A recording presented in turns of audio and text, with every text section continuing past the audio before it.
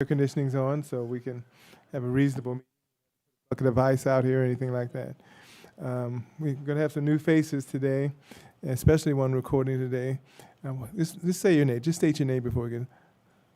Lupita Garcia. Peter Garcia taking the place of Ryan, so don't look shocked. And she was really nice enough to be with us. She has no idea, does she? Okay. We're going to start this meeting at approximately 6:05 p.m., July 20th, 2022. It's been a month, but we're glad to be back. And at this time, and we're also happy to see Sylvia. We're not dissing you, Sylvia. At this time, we have a call to order.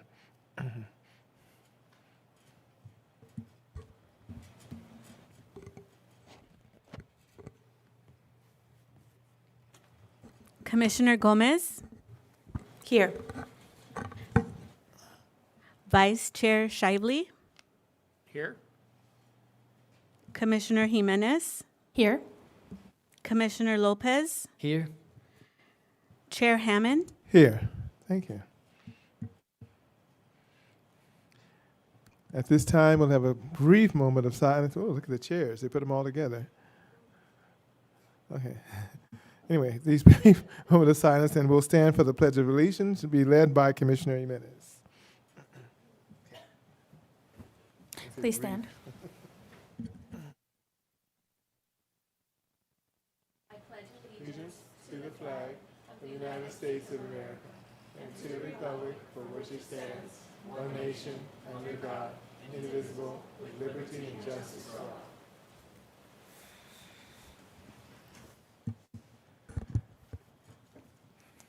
Item his presentation. I don't believe we have one. I think he planned to introduce her later on. So we move on to the consent calendar. 6A, Planning Commission minutes for June 15, 2022. And I'm not sure, but I'll let him say it at the time. Do we have any corrections, deletions, additions? Where'd she go? Oh. No corrections, deletions, or anything for the minutes? Okay. Okay. At this time, we opened up for public comment on the consent calendar, and I believe we're still with Zoom. I should mention that. I'm kind of getting off track with that. But if there's any Zoom comments for the consent calendar. Yes, Commissioner. Yes, Chair Hammond. We have a Douglas Gardner. For the consent calendar, okay. Yes. Hello, can everybody hear me? Yes, sir. Okay, I'm not sure if this is the appropriate place to say what it is that I'm saying, but I'll just say it so that you guys can let me know. My name is Doug Gardner. I represent B&B Gardner Limited Partnership for the purpose of stating on the record our opposition to the categorical. Excuse me, Mr. Gardner. Yes. We got your email. The portion where you want to comment would be toward the end of the meeting. That's what I thought. The Planning Commission can choose to move that forward at the beginning if they wish to. I just don't know how long this meeting will last, but it's up to the Planning Commission to decide whether they want to move that public comment towards the front or to give you the option now to talk or to wait until the end. But I will defer to our attorney if he wants to provide additional feedback.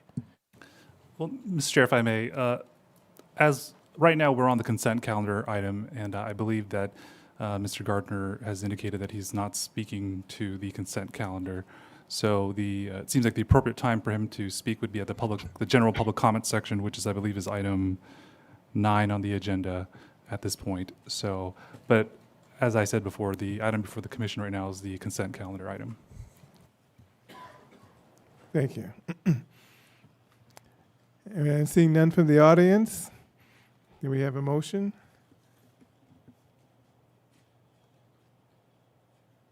Moved by Commissioner Jimenez. Seconded by Commissioner Gomez.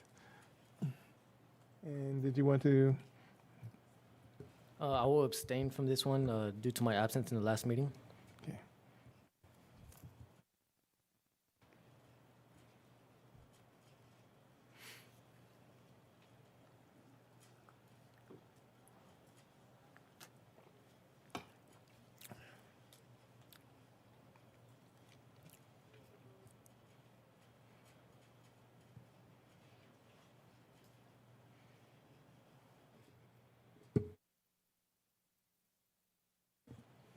Yeah, each name. In essence, run the roll call.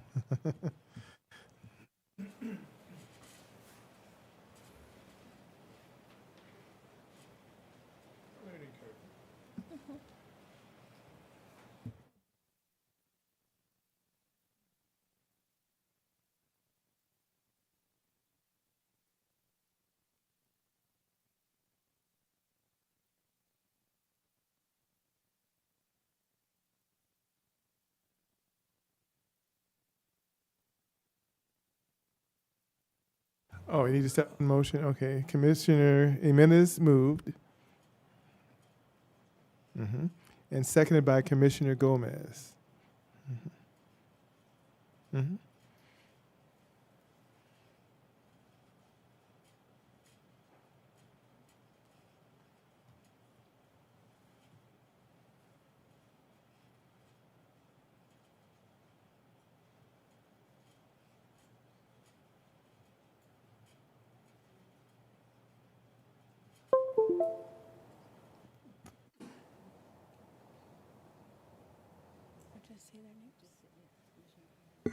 Commissioner Jimenez, Yes? Commissioner Gomez, Yes. Commissioner Lopez, Abstain. Vice Chair Shively, Yes. Chair Hammond. Yes.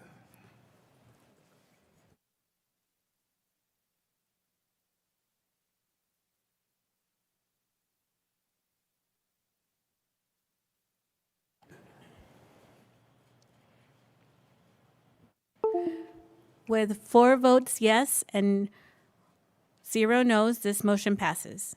Thank you very much. We now move to the public hearing portion, item 7A, and I will read everything. 7A is conditional use permit 20-05217 and tentative parcel map 38011 21-05003. A proposal to reconfigure 5 parcels totaling 4.5 acres into 4 lots to facilitate the development of 2 fast food drive-through restaurants and an automated car wash facility with an area for future expansion located on the east side of North Paris Boulevard and approximately 700 feet south of West Orange Avenue within the community commercial zone. Assessor parcel numbers 320-050-001, 002, 003, 004, and 005. The applicant, Scott Yorkison, Saline Development Group. The requested action, adopt resolution number 22-17, finding the project categorically exempt from CEQA under section 15332. Class 32 infill development and approve conditional use permit 20-05217 and tentative parcel map 38011, parentheses 21-05003, based upon the findings and subject to the conditions of approval. At this time, were there any ex parte communications, site visits, drop-bys? At this time, speak now, forever hold your peace. I've passed by the site several times. Okay. I've also driven by the site. Commissioner Jimenez, I drove by the site and actually did a site visit and parked across the street just to take a look at what was going on in that area. And I've done a site visit as well. Yes, drove by the site extensively. Thank you very much. And at this time, Fredo from the city is going to be presenting it. Thank you, Chairman, for that presentation, and good evening, members of the Planning Commission. My name is Alfredo Garcia. As mentioned, this evening I'll be presenting Conditional Use Permit 20-05217. The project site is located just east, north of Paris Boulevard. It has a community commercial land use designation and is surrounded by other community commercial land use designations to the north and to the south. To the east, we have the Pacific Communities Townhome, Track Home. To the west, we have the Harvest Landing Specific Plan medium-density residential land use designations. For added point of reference, just to the north, we have the self-car wash facility, and to the south, we have the assisted living care facility. This image is a street view looking east from Paris Boulevard. As you can see at the far end is the track home. This is a street view looking northeast at the self-car wash facility. This is a street view looking southeast at the assisted living facility. And this image is an interior property view looking just west at the Harvest Landing vacant site. This is the site plan that was presented in the staff report and is part of the development package that was mailed to the commissioners. The access to the site will be taken along Paris Boulevard. The northern entrance will be a right in and a right out for traffic going northbound towards Paris Boulevard. The southern entrance will be only a right in into the car wash facility. And there will be a left in access only for traffic going southbound along Paris Boulevard. That will be controlled with a center median only. As part of this project, we have a proposed 2,200 square foot Freddie's restaurant with a drive-through option. We have a 2,800 square foot restaurant building with a drive-through as well, and a 5,200 square foot car wash building. In addition, we have a future phase comprising of 1.69 acres in size, but that will be coming back for the commission to review and to approve as staff reviews it when the developer gets ready to propose something for that area. This image is the landscape that was proposed. The applicant's proposing 14% of landscaping, which exceeds the 10% as mentioned in the community commercial development standards. The plant palette will be that of desert-like plants, which will utilize very little water, but will flourish within this region. With respect to the commercial development standards, it meets the requirements and exceeds them. With respect to the parking, With respect to the parking standards, 58 are required and 89 are being proposed. Out of those 89, 3 of them are EV charging stations. This image is the Freddie's Steakburgers restaurant floor plan. Staff provided a key map at the bottom right, highlighting the location of where the restaurant will take place with the overall site plan. Here is an image color elevations of the Freddie's restaurant. The architecture is modern. The building uses a combination of roof lines and vertical columns and brick veneer on all 4 sides of the building.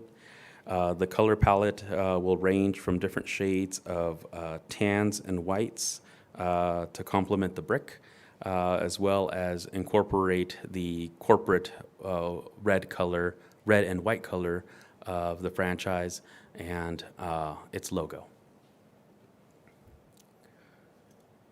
These image is the south and the north elevation that will consist of the drive-through area. This is the floor plan for the proposed building, the 2,800 square foot building.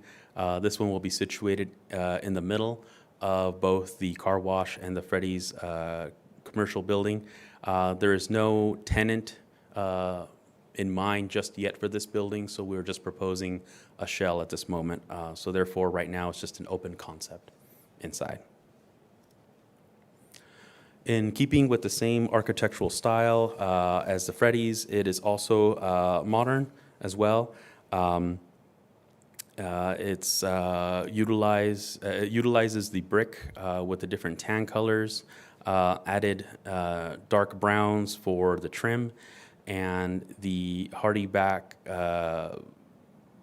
wood siding panels for accent along the elevations of the building, as well as the grid metal work for decorative vines as well.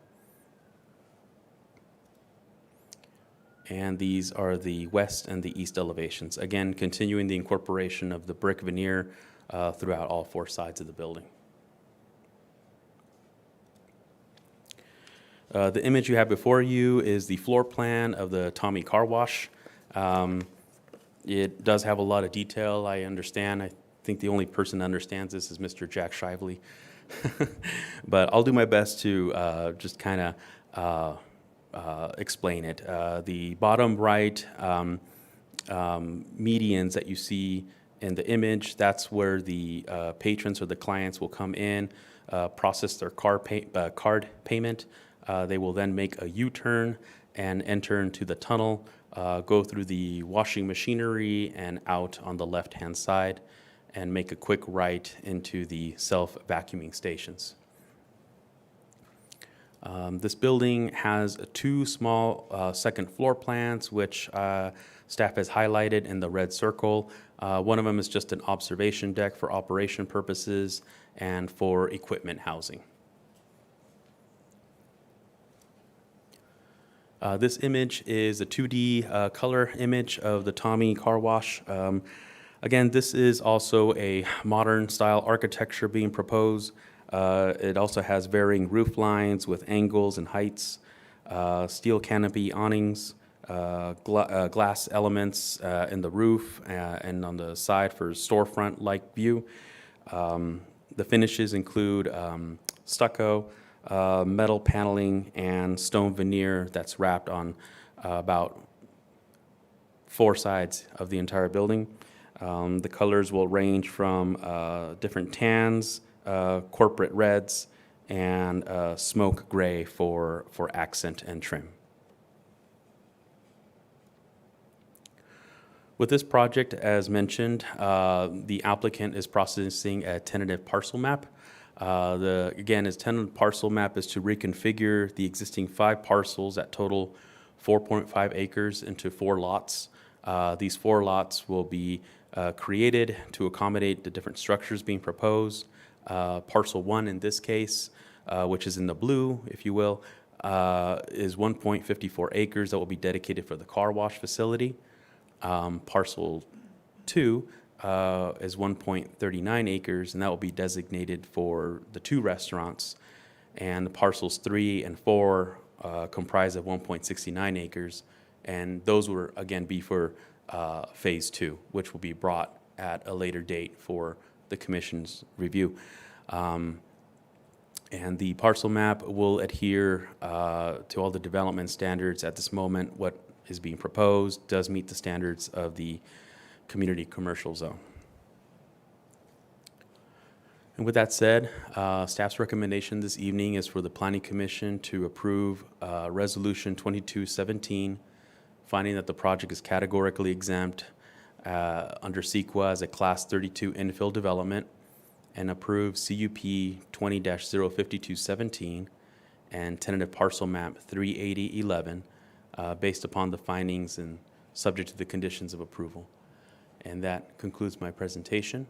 I am available for any questions that the commission may have. This evening we also have Mr. Scott Yorkson from the development team, as well as the rest of his development team on standby via Zoom for any questions that the commission may have. Thank you very much, Mr. Garcia. And at this time, do we have questions? Not discussion, but questions for staff concerning the report, the condition of approval, and anyone can start. Just make sure you say your name so we have a new person. This is Commissioner Lopez. Okay. I had a question, and I wanted to get clarified, especially regarding Freddie Steak Burgers. I believe the plans that you sent to us don't match up with the presentation you sent as far as the elevations, east and west. East and west. Because on the plans that I was looking at, it looks like the east elevation is the one that had the sign.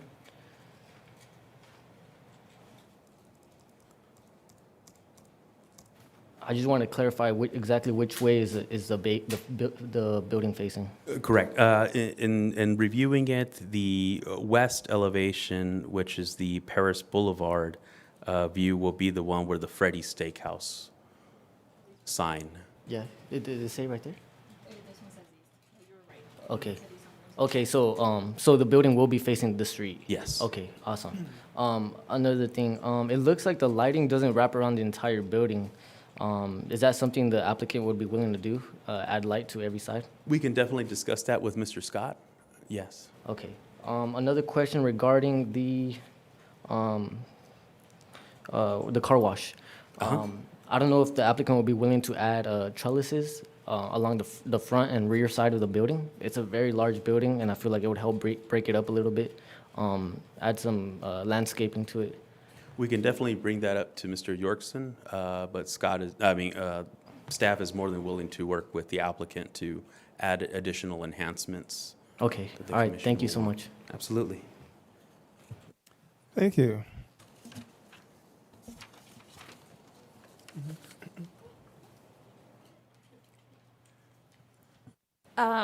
Well, I'm not thrilled about the colors, but I think it kind of goes with the color scheme that's across the street where the Walmart and all is. Or is it like very similar colors? Some of the earth tone colors, if you will, yeah, the khakis, the tans, the browns, yes. Okay, so it will kind of blend in with that structures across the street. Yes. And Now, the Spectrum Center does have a little color variety because they're utilizing more gray tones, if you will. But this project has been, I believe, 2 years in the making. So these colors were already kind of proposed prior to us moving into the cooler gray palette. Okay. I'll ask the applicant if they'd be willing to kind of incorporate some of those grays just to make it, I know that's what we're trying to do with the downtown area. And did we do any kind of study? Because I think the car wash is right next door to the assisted living facility. Mm-hmm.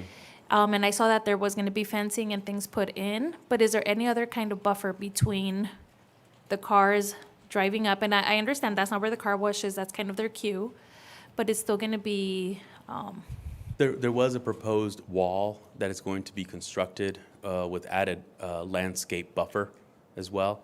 I can have the applicant kind of expand a little bit more upon the car wash operation and the decibel levels. please, because I know there's the South Car Wash, across the street is a Ducky's Car Wash, and then on the corner, there's one where you drop off your car and they wash it for you. So there's like 3 or 4 car washes in that area. And also, there's a lot of fast food restaurants. I drove by there on my way here. They're pretty empty, so I guess I'm trying to see how we gauge that as a city, that there was additional need for additional fast food restaurants when we already have Wendy's, Panda, what else is over there? Taco Bell, Del Taco, Chipotle. We have a lot of, I know that the community really wants sit down, so was that a consideration ever? I think that's more of an economic plan of the Okay. applicant.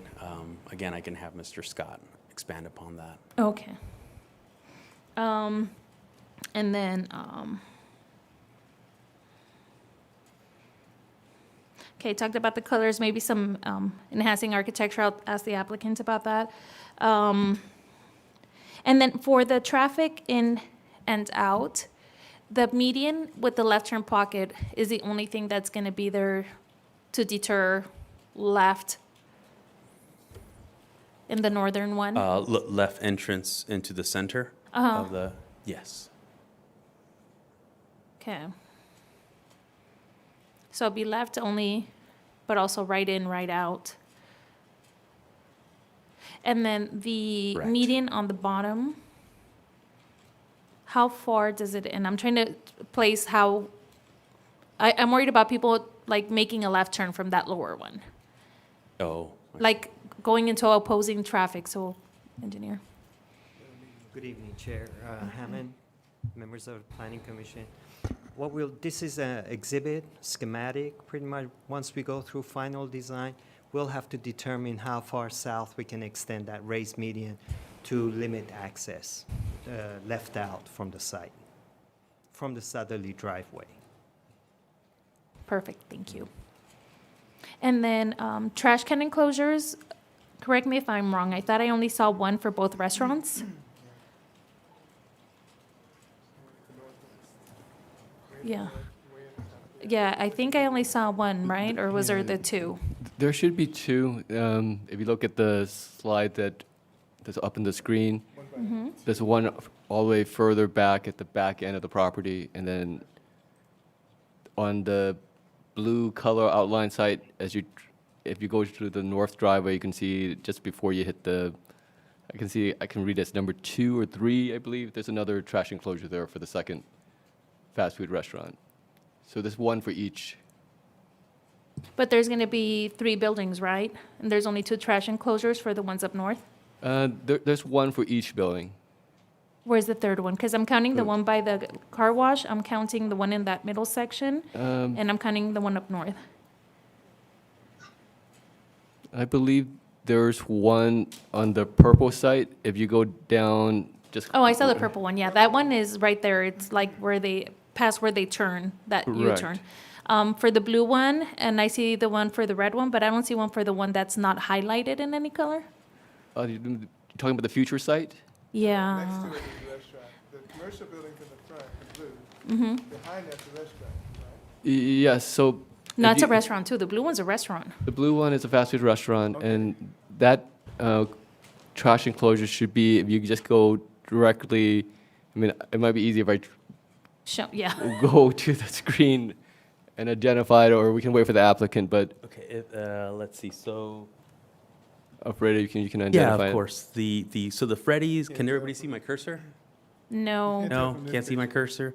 Okay, so the orange rectangular box of Phase 2, right? So the upper left corner of that, that's the dump, that will be the trash enclosure for the Freddies, which is the building in the red.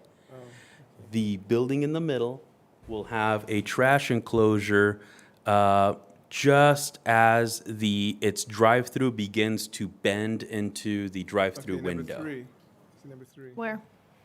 Oh, where the number 3 is? Okay, I'm assuming that's. Yes. Yes, right above the number 3. okay. The 3 circle.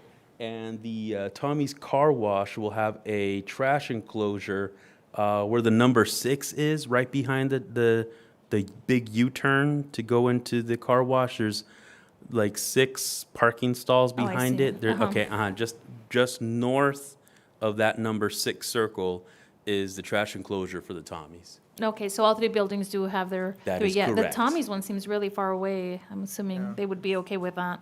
My sister worked in fast food. I don't think she would have been thrilled to have the hall. My sister did too. She would run away from the raccoons at Yes. Dairy Queen. They would flip coins too, have the loser go. And Okay, as we're on the subject of the trash enclosure, the architecture of the trash enclosure will also match in the same colors with a solid roof for water quality management, so it looks decorative and looks part of the center. right, and I saw we'll also have like the little, some kind of wiring to prevent people Yes, tossing stuff over. it is part of our conditions of approval to add the wiring to avoid vagrancy to come in and, I don't know, take things from the trash. Yes, okay. That's it for me, thank you. Thank you. Thank you for your presentation. Welcome. I'm happy to be back. It's been a while since our break, and happy to see all the faces back together. So my fellow commissioners have pretty much answered some of my personal questions as well. For the city engineer, the median, let's see. Can we go to the slide with the landscape? Yes, of course. I believe those light yellow or bright yellow are the trees, Yes, and those match the desert, the Palo Verde tree. yes. I don't see any trees. Can you confirm if there's any trees that are going to go along Paris Boulevard, the sidewalk, or anywhere in that area? I don't see any. Yeah. I do admire the choices of the landscape. I do believe it definitely matches our region. very well.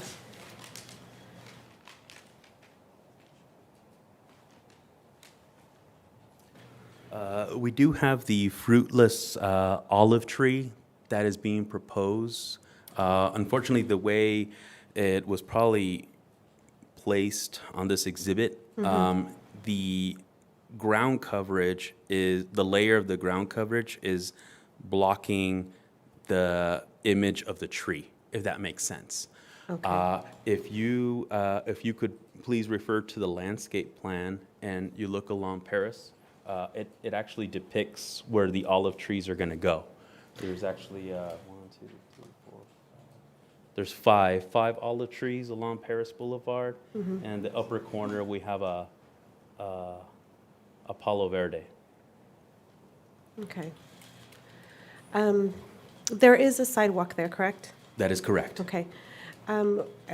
Is there any way we can work with the applicant on finding, although the fruitless olive is beautiful and it's very decorative, is there any way we can work with the applicant to get a tree with more shade for those who will be walking on that sidewalk? I'm sure staff is more than willing to work with the applicant to add a little bit more shade tree palette Yes, and along the walkway. yes, and as long as we can work with the trees that we've requested in the past, of course, you know what I prefer personally for the city, and I think works really well, which is the Duke elm. I noticed that it's been thriving in the city, and it's everywhere we have it, or the Chinese elm. It's just been, they grow big, but they also provide a lot of shade. And as we know, today is a good example of hot days where our residents are walking along the sidewalk, especially this is going to be a very busy commercial space. And we do need to provide them some kind of shade. Yeah. I'm sorry, what was the name of that tree? The Chinese elm? or the- Chinese elm? Okay. Yeah, I believe.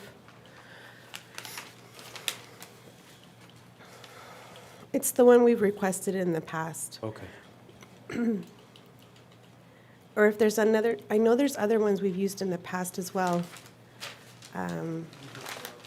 If they can, even matching the ones that are in the commercial centers, like across the street. Okay. That are along the sidewalk, that's also a good option because it'll continue with the landscape of Paris Boulevard. There are some nice evergreens too that tend to grow very lush. Maybe we can look into those options. Yes, that's preferred. Thank Okay. you.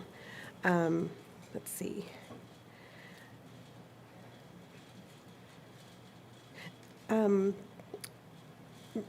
The other question I have is, I'm not sure if you would know this or if one of our staff members would know or can tell me, how often are parking standard studies done? Or is it just a flat study that has been done already? It has been done already. So I don't know exactly when our parking code was updated last time, but we kind of use that same standard. The only time we ask for a specific parking analysis is if we feel like the use has additional needs or unique circumstances, we'll ask for a special parking space just for that particular use, and that's how we typically handle that. Okay. Just because I know that we have, this looks like it's going to be a busy commercial center, and I've noticed that within the Ross Shopping Center, there's a lot of parking, but sometimes it does get pretty congested. I'm just looking for the future, because right now, I just visited a city where we had to circle around the parking lot a few times, and I was like, whoa, we don't have to do this in our city, but it's a reality, and it can happen in the future. So it's just something that I wanted to throw out there. Thank you for that. And there was one more thing.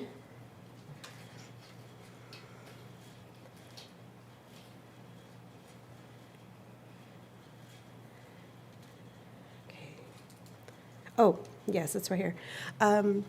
Phase 2 will not be included in this request for approval. I'm not sure if the applicant discussed how long it's going to take to develop that area as well. Staff didn't have that conversation with the applicant. Perhaps the applicant can add a little bit to that history. Yeah. Okay. Does that include also the vacant restaurant block that will not be developed Yeah, I'll let him. as well? Okay. Yeah. Okay, well, I'll ask the applicant that question. Thank you. I'm done. Thank you. Thank you. Commissioner Question Shiver? for John, city engineer. Was there any discussion at all with the applicant to perhaps provide a deceleration, acceleration lane into this property? Yeah, we did consider that also, but the study that was provided doesn't require a decel lane on Paris Boulevard, and that lane is wide enough for a right turn lane into the development.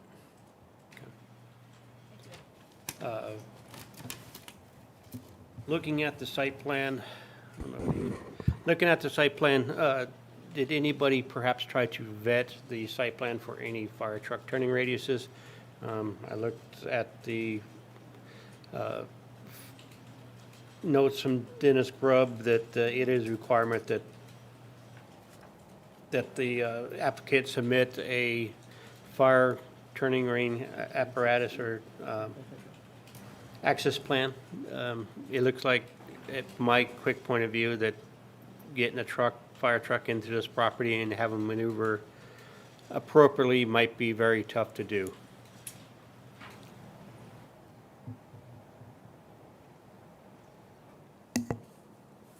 I know Mr. Dennis Grubbs was looking into that with the applicant. I didn't see the truck site plan, so I'm not going to have that exhibit with me. Okay. Following up with Commissioner Jimenez's concern about the trash enclosures as well. Trash enclosures are now required to be ADA accessible with the ADA route to the trash enclosures. I just want to make that noted for the applicant that anywhere you put those trash enclosures will have to be accessible.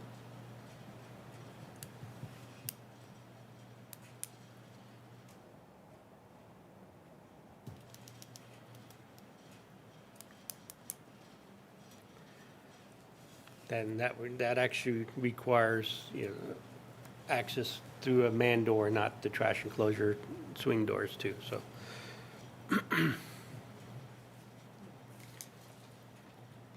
So ADA trash enclosure.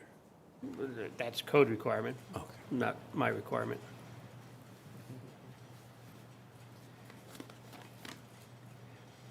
I have my own issues with the ADA trash enclosures, so. They're not fun. And I have a follow-up question with the applicant when he Very good.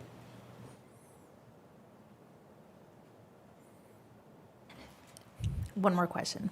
So I'm looking for pedestrian crossings on here because if somebody parks at one of those low parking spots for the Tommy's Car Wash and wants to walk across to the restaurants, either one of them, I don't know if it's safe enough where that opening is. I want something to prevent people to be able to just walk across. I want like a designated spot, if that's possible, for safety. And also, is that driveway too close, exiting the Tommy's car wash towards the restaurant? I don't know if that's too close to the street for that to be the crossway. Because people turning in right in that northern entrance might be going too fast for them to stop if somebody's crossing there.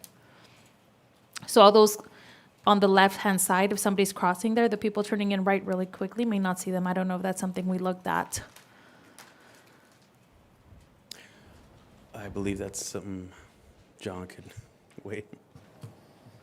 Well, the spacing, yes, you're right. I mean, there is no such criteria for on-site pedestrian movements, and as long as the ADA is complied with, otherwise there's no actual criteria for spacing between the internal drive aisle and the main driveway in.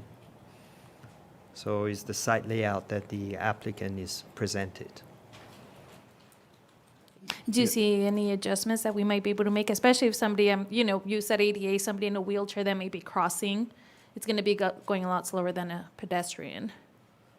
Yeah, we could Work with the applicant. work with applicants, put some crosswalk, stripe identification mark on the Lighting. ground, with things like that. We could work with the applicant to, Yeah, maybe shifting that driveway over a little so that it gives more room from the a little bit more buffer for speed. we can look Yeah. into that and bring it up to the applicant, but I think there's some ways to kind of provide some easy identification points. Of this is where people should go towards for walking across if they wanted to go from the car wash over to one of the fast food restaurants. And some kind of blockage, because I mean, you can have the lighting, but if people are in a hurry and I'm right here and I could cross, I'm gonna cross. That's it. Okay. Thought it was going to be easy, huh? Yeah. Not Saw with some it- blood left. Not okay. with this commission, no. Okay. All right, I'm going to go through a few points. We have some great questions, issues, but Yes. because I'm pretty sure this guy's going to have a lot, but this is for staff. One of them I brought up earlier with staff, and I think it's quintessential. Well, let me start with the planning commission. The conditions of approval. Now, this is just a clerical thing. You have number 1 and number 4, the exact same. City ordinances and business licenses, city ordinances, business licenses. Oh, it was repeated. So we Oh. can take it out. I'm a nitpicker, guys. No, it's all right. So number 1 and 4, that would reduce the number totally on that one. The other main issue, and I have a third issue. The second issue I brought up with engineering, and I kind of baffle people when I do this. The southbound traffic, and it's noted on the site plan. If you look at the civil site plan, I don't know why they call it civil, but the civil site plan, the southbound traffic has a left turn signal. Even on here, it has a left turn signal. In the engineering plan, not mentioned in the condition of approval for you guys, but in the engineering conditions, it does not say left turn lane. It just says raised median, such and such, and we would need, and I know I talked with the engineer, specific wording to the effect this is left turn. If you live in Paris, and you know Paris Boulevard, you'll be dead if you try to make those left turns there. You're asking for a public safety violation, and we can't do that as a commission. It would have to be no immediately. I don't even need to listen to him. It's no. Okay? So we have to deal with a public safety issue. That's a public safety issue. So you're asking people to turn mid-block. I'm just saying the two don't jive. You need to have the southbound, because it's an economic question too, the developer should be asking this. You're taking away people, so if you can't turn left in there, you're gonna have no money. So you need to be able to turn left. Or you go down to Avocado, make a U-turn on Paris Boulevard in front of a sheriff, and say, I'm gonna make a U-turn and come back. I don't think we wanna approve anything like that. Not this commission. So I'm not being hard, but I'm just saying it's one of those things where that's the first thing that jumped out at me. And I'll make correction too, the northern one is left in, but it's right in, right out. It's also left in. So when you're coming southbound, you're turning left in to this thing. That's what makes money for this, or it goes dead. So you got to be able to, because it's mid-block, it's not his fault. You've got a car wash in front, you've got a convalescent home to the south, and you've got it squeezed in. And I think, that's one of those things where you have two entrances, you can't do it. Now, the place of these entrances, I have a question. The one for the north, which we're showing a circle in red, is also going to have to be the entrance to go to the northern restaurant. So you're going to have to drive to get up to the northern restaurant, because you can only have two entrances, but you placed it farther to the south. So now we've got a logistics issue. So if I want to go to the, what is this, Freddie Steak Burger, that's to the north, I've got to drive around to get in there. I really have to want it, right? The other one in the middle is not something that's currently there, developed. So you'll be bypassing that, and like you were saying, you'd have to walk or drive around or in the front of to get over there. Interesting, but that's a developmental and that's an architectural thing. But I just saw that right off the bat. So you have two entrances, but two of them are closer to each other. You've got to have the center median there, because you have people just in Paris tend to do that. We'll just cross over. That's just the way we are. The heck with the rules, we're going to cross. Okay. Except it's Paris Boulevard, and Paris Boulevard has a lot of traffic. That's a no-brainer. That's a non-stop. This one has to be addressed. I think he is, but that's one of those things that just jumped out at me. It's a public safety issue, and I'm just going on the record. So the plans say one thing, it has to match when you have condition of approval. I think the condition of approval just needs to have correction. So I'm asking staff. That's my main concern. I'm asking staff concerning that particular thing. I think you already have an answer. If they had some comment on this one. Chair Hammond, what we can add actually is for the, on condition number 27, to specify that the median shall include a left turn lane pocket for the northerly driveway, and include that with condition number 7. 27. I think that will do it in terms of the safety issue. Yes. I'm sorry, but we live here and we like to bogart. We like to do things But all right. crazy. And the rules and then there's parish, right? But that's one of those, it just has to be a mid-block. It's one of those mid-block things. If you go south and you turn into the Pizza Hut area, there's a signal. If you go into where Little Caesars is and the other ones, there's a traffic signal. If you go into Walmart, there's a traffic signal. There's a reason why, because you're going to have that many people. You got to have traffic flow.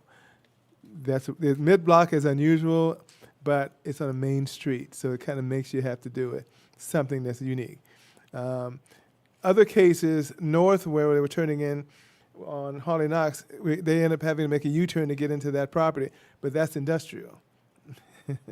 We expect a lot of commercial here, so that's one of the main reasons to bring it up. To ensure that at least we're not going to make it easy for people to just drive across and sit in the middle of the median and then try to make a left turn. And you're basically playing chicken, we used to call it in South LA. You're just playing chicken. Hope the guy doesn't hit me, hope the guy doesn't. I don't think you want to do that, right? So I think that should solve the problem without question. And like the raised median, also, hopefully the raised median they have planned will look like the Evans Road. It's going to be done well, you know, with plants and things like that, not just putting a raised median out there with dirt on it. It needs to have drought-resistant plants. It needs to have some of the things we brought up here today. The experts here that they bring up, which is good. But that's your city, is Paris Boulevard. And if you have it looking rotten there, that's your first impression, right? So we want everything to at least be consistent, and that's the main thing. Absolutely. Okay, I think that's pretty much all I had, and I'm not gonna. A lot of the questions are for the developers, so I'm not going to get into that. But essentially, that was the only issue that I had. Also, she did mention the colors. It looked like there was two different sets of colors. The Freddie steak burger has more of the red. The other one looked more brown. So we're talking about two different sets of colors. For wall The surface? Freddie is red. The other one looked brown for the restaurant. Well, the Freddy's will have the red in the awnings. Right, the other one looked and brown. the gooseneck lighting. Yeah, And that's Freddie's. The Uh-huh. other one had a brown color. Am I right? You can go to the that is picture. correct. Yes, that So is you got a correct. red It and had brown. this one? It's brown. Uh-huh. So we're going to have offset. They're not going to have the same colors, right? No, it won't be the same colors. Okay. No, it will be like colors. Okay. I could say something, but I don't want to say it on the record. Can you also show the elevation of the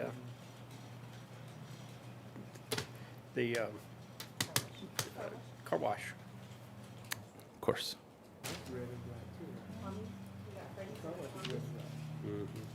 Okay.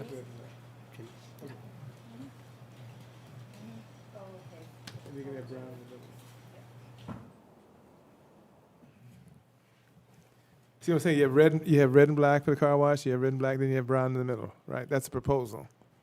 Okay.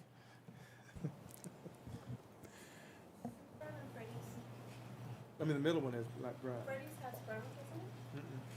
No, Freddie's just Tan, like, Gray. yeah. The other one is definitely brown. Well, since we're on the subject, can we work with the applicant to make the colors not as far apart from each other for that standing building? More consistency? I'll ask the applicant as well, Okay. but yeah, just so flow, I'm understanding where they're coming from, it makes sense. And this one, that Vice Chair Shively has just asked us to pull up, it does look very dark. So I can see where they're coming from on this, and I agree. There should be more consistency, but we'll definitely ask the applicant as well. Really quick, can I ask another question? I'm getting ready to stop it. Just one more question. Does the city, and this is for staff, if whoever can answer this, but does the city have any recommendations on how how many car washes can be within a certain amount of space? Or does that go to city council to talk about that and reference that? Because I know this is a question that does come about, and I will also ask the applicant for reasoning behind another car wash, but is there anything in reference to that, or how would we approach that?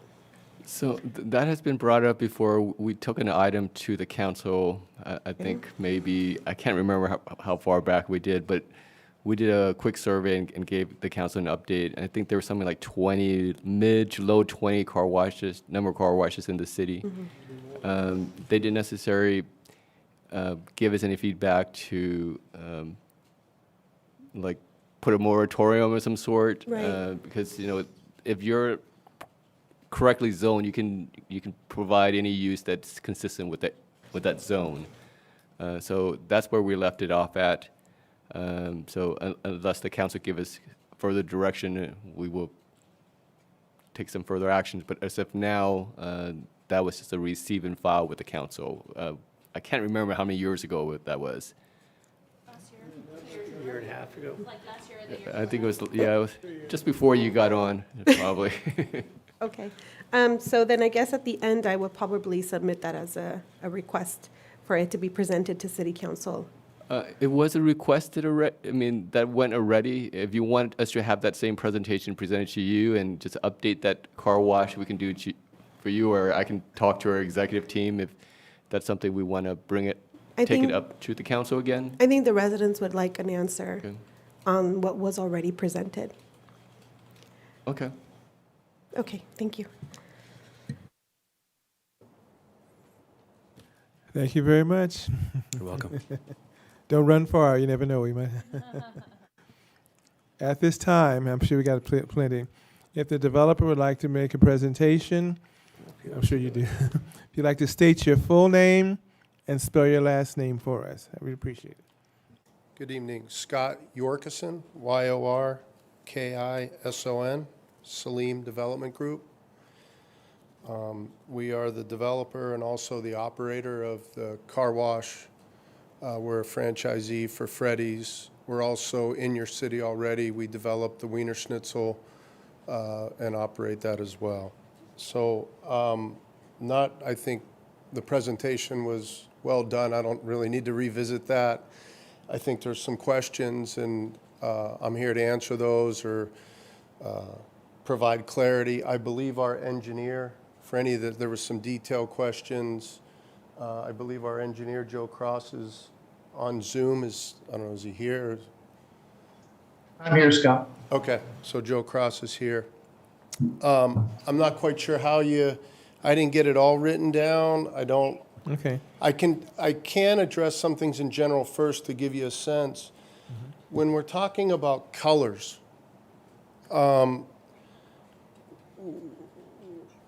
we spent a lot of time on this project, and if I take each location, for starters, Tommy's Express Wash, that is not a typical Tommy's Express Wash elevation.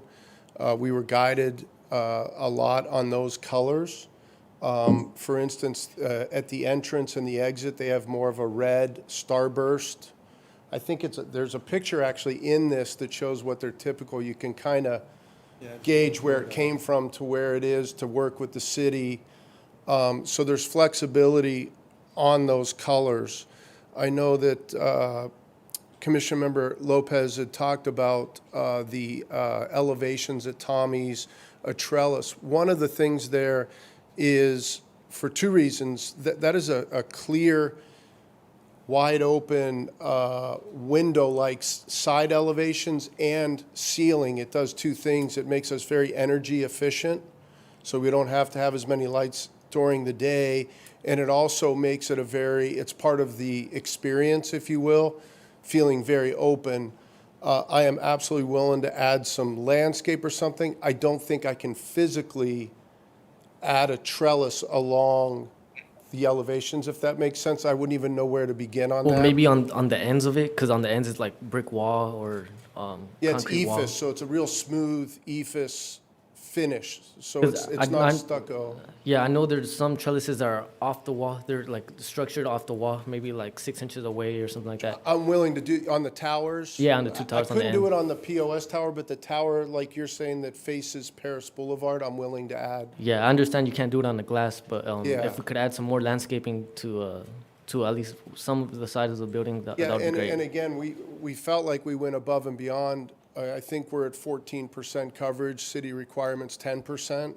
We're willing to do some more. I mean, we didn't chintz on any of that, you know. Yeah, yeah. So we certainly would add more. I'd just look for some direction, No, I I guess. appreciate that. Yeah, yeah, just along the two ends of the building, that would be great. Okay. Thank And- you. And then so what has transpired is between the two restaurant buildings, we had a tenant identified, and because of the process taking a little longer than normal, we lost them. So we were instructed to at least put elevations together. One of the ideas on that elevation also is it will, I would assume, if we bring a major tenant in, which is our goal, then they would have some colors that they would want to incorporate, whatever their standard colors are, into that. So I don't know if it was partially trying to keep it as simple as possible for now, knowing that I believe we would still have to come back if we change that elevation from what it is. So unless I'm missing the comment that you have between the two buildings, you was talking about a brown and a black, or? Yeah. I think it was more of an issue of consistency. The Freddie's steak burgers, red, gray, black. The car wash is red, dark color, and this one was showing brown. It was just more of that consistent. We know if you had a major Del Taco, whatever name, they had their colors, but this was just showing brown. Colors. Yeah, this is showing brown, what we're looking right now, brown, and the other ones are black and gray. So it's just more of a matter of consistency, not worrying about elevation, not any of the other stuff. That's Sure. more of that's a staff to you issue. Sure. And if we ever decide to go with this. It was just looking at different color schemes, and this would stand out if you had brown and then you had gray and black on each side. Yeah, yeah. You know. Again, we're open to matching that if staff and you want us to match it. I'm not sure, and each one of them may want to ask their questions directly. Sure. To you, so we can start at either end. Thanks for your patience. I did bring up that, we have a very beautiful development across the street almost, the Walmart, the Spectrum Center, and it has very nice colors where it's not just browns and tans, it has some grays thrown in there. Would you be willing to look at the color scheme one more time? I understand there's like corporate colors that everybody has to incorporate, but there's ways to incorporate it very classily and still make it kind of blend in with the surrounding environment. Would you be open to working with staff at a color palette that might be more representative of where we're going with the city? Yes, and I'm kind of smiling because I feel like I have. Yeah. So I'm waiting, if y'all tell me, yes, we've proven that we're very open to whatever that, to make it work, for sure. Okay, thank you. And then the elevations on this one, I really like, it's very modern. But can we go to the elevation for the burger place? Because this one has like the little trellis with the plants and everything, and I feel like the east elevation is just like a blank wall, and then the next one to the next slide.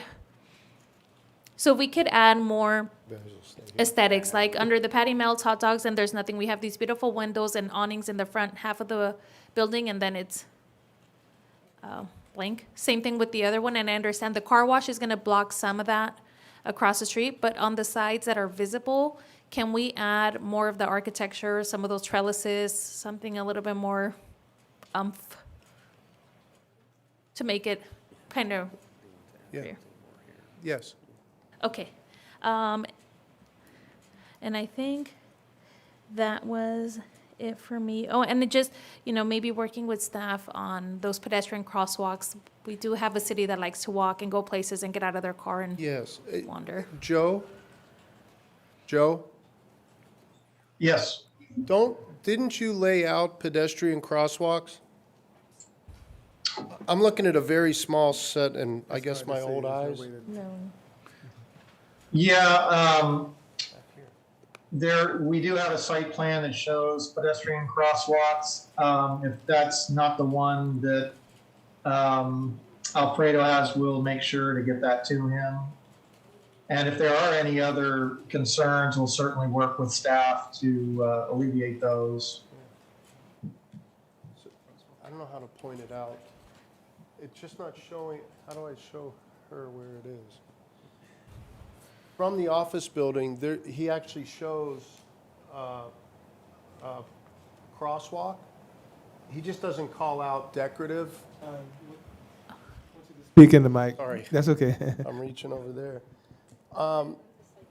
If you go back towards where phase 2 is, obviously we, as Kenneth mentioned, we had to connect everything ADA, number one. And then the intent was to have a decorative crosswalk.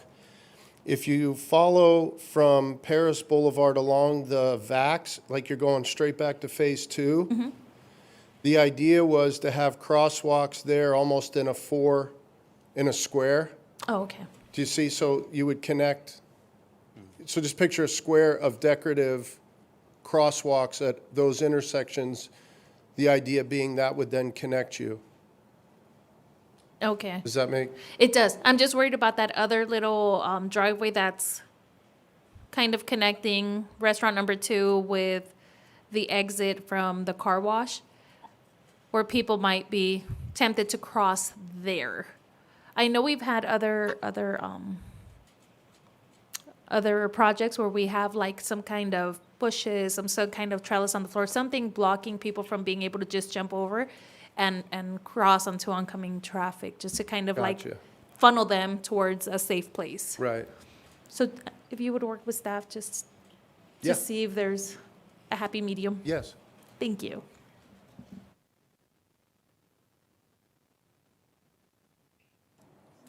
Okay, anyone else? Yes. And Commissioner Gomez, thank you for answering your questions today. The questions, we've definitely marked on a few. Earlier, I asked staff in regards to the undeveloped Phase 2 for future development. It's not included in this application. Do you know how long do you have an estimate time how long it will take for it to be developed? Yeah. So we've met with the economic department here probably a year ago on this, trying to figure out what the best use, what the city would need. And, you know, we've thought about office, we thought about medical office. And it just, we couldn't get enough interest at the moment. The idea of laying it out now, which I thought was a great idea by staff, it shows all of the connections, site plan, vehicular, pedestrian. And as far as time frame, I couldn't represent to you that I know. We certainly want to do it sooner rather than later. And it's just a matter of finding the right design. And I think the whole idea was to finally at least get this part moving and then start working with the city again and trying to see what we could do. And I believe you asked also on the other vacant restaurant, and that's the same thing. That our goal on that one, I can tell you, is to try and have that leased before we're ready to start construction, to be quite honest. Yes. You know, we're already starting to garner more interest. And like I said, we had to pull away because it took a while. So we are starting to ramp that up now. That should come prior to construction. The phase 2, I just don't know. Okay. But we're motivated. Okay, thank you. Considering that there is no estimate time for that development to come through, I see that the development is, it's rectangular off as a separate phase, but there's a little gray area with parking right before that, behind, I guess you would say it would be behind Tommy's Car Wash. Is that grayed out or light gray because it won't be developed as well? Is that a pocket that's going to be there? And if it is a pocket, can we do something, add maybe temporary landscape so that it kind of blends in with the current development? Yes, so that does pop out a part of that parcel. It's just the way we had to lay out the parcel Right. map too. So those parking stalls would be a part of phase two. Yes, And yes, we would be open if we, are you thinking you just want a straight line? yes, because it creates opportunity for graffiti, vagrancy. Yeah, we were And- just assuming when we fence, we've contemplated, we haven't gotten there yet, but I'm sure we'd have to maintain that land, hydroseed it, do something with it in the meantime.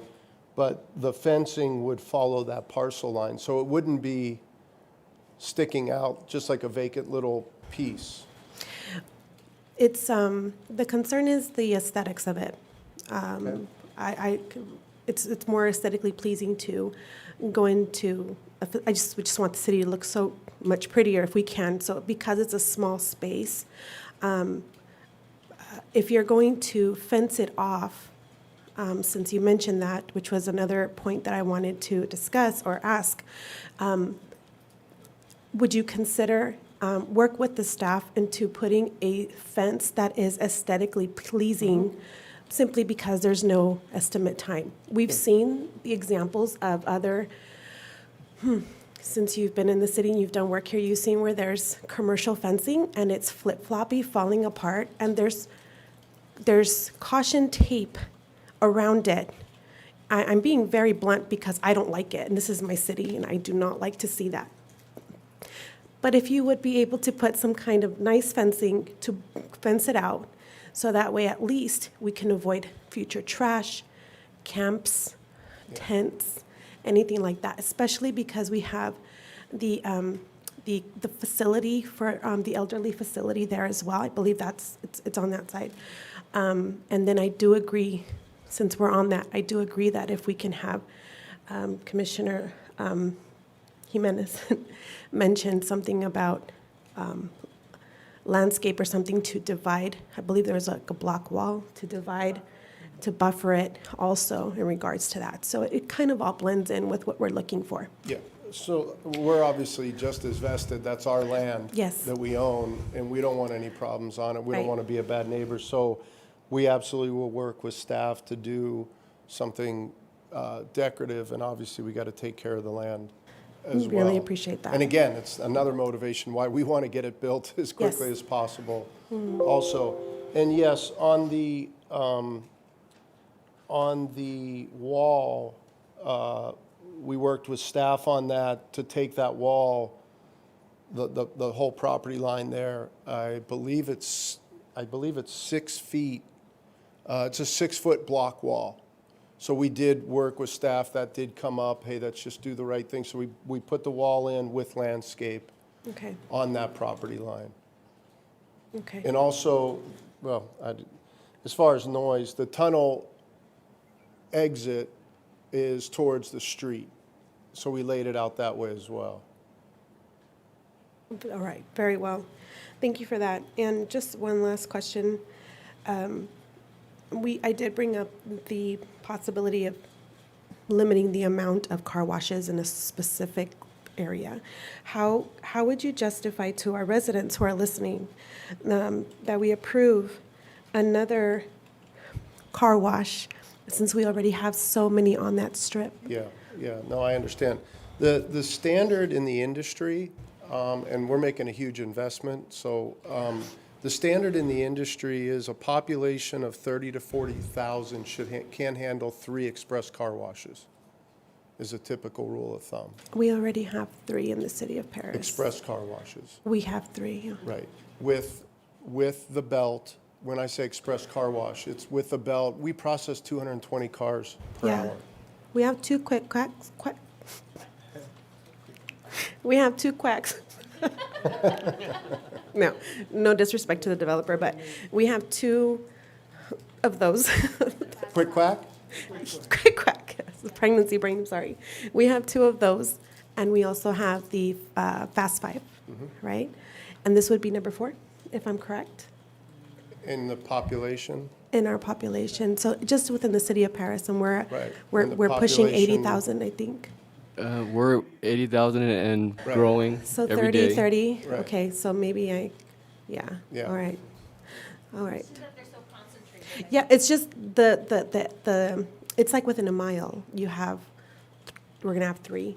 And then that's not counting the ones for the gasoline stations and the hand car wash. Yeah, we don't count those. So I know, I know, you made that very clear. As far as But I guess quality. the reason I'm asking is because there's going to be, I'd like to give residents an answer when they ask these questions, and I know that it's within the application standards, and we understand that it's also within the developer's interest to make an economic decision, Right. to make sure that it's viable and that it's for future. And you said you own the land, so, you know, that we understand that that's also in your interest for it to Right. last. Right, So just wanted to make sure that that was on the record, but thank you. thank you. That's it for me. Commissioner Shively? So if we can, yeah, I applaud my fellow commissioners with their opinions on the exterior facade of all 3 of these buildings. Each building is, there's no coherency between each of the buildings is besides some of the brick. One of them has a brick and a trellis, one has a brick and an awning, one of them bricks and canopy. The car wash is very hard to tell what it is, besides the glass. But I suggest that you're working with staff to kind of tie several of these elements together in the coherency of, you know, the appealing buildings on this property. My suggestion would be to use brick on each of the buildings and use a trellis on each building with landscape at each trellis. Do you have any issues with something like that? A trellis at each building? Trellises No. at each building, tie it all together. Brick in each building as well, to kind of at least have each of the 3 buildings, it looks like they are not one-offs, right? That they're part of the whole complex. That's what I would hope that you can work with staff for. Do you know the the brick material that you're using? Is it Nichiha type brick material? Exactly, yes. Okay. Can you use a different brick material besides the Nichiha?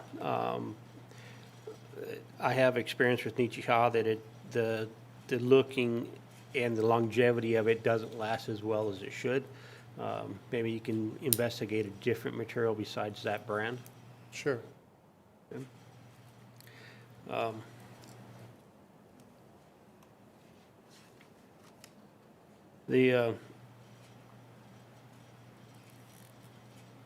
also had a concern with the noise as well in that general facility, but the biggest concern would be at the location of the north end with the senior living center. South end, sorry.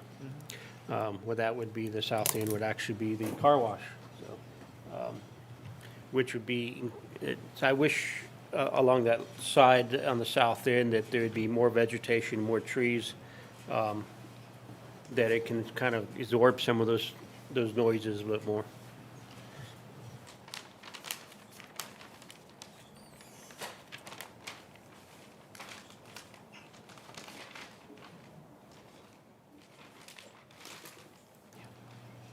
Those are the Palo Verdes. So we've laid out the Palo Verdes, sorry. We've laid out the Palo Verdes along that property line. Is there something else?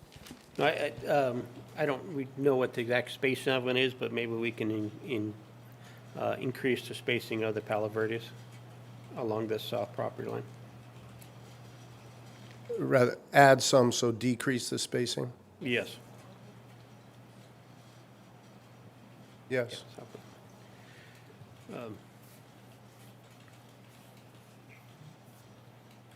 And then it appears that's on that phase 2 that you're going to try to get some medical space, office spaces.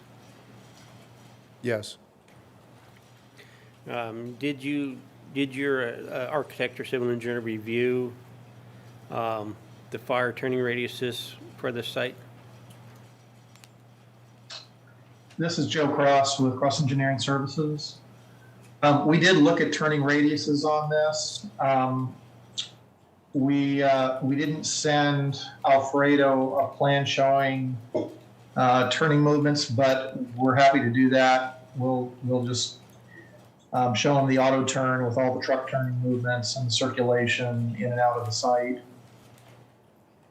I believe that's what Mr. Grubb was looking for in his conditions of approval as well. Okay. One of the concerns I do have as well is the ADA path of travels, and to safely get from one building to the next. It appears that there's only one real path of travel from the pedestrian pathway, which is along the main drive on the south side where the car wash is. Without having any path of travel and crosswalks, it's hard to tell what's kind of going on. So if the concern of mine is that you have the main drag strip, and that's even going to the phase 2 in the future, that somebody may have an issue, in a wheelchair or walker or something like that, getting to those 2 restaurants up there. Can it be investigated that additional pedestrian access from the street, from the sidewalk to the northern portion of the property to be shared between the 2 restaurants?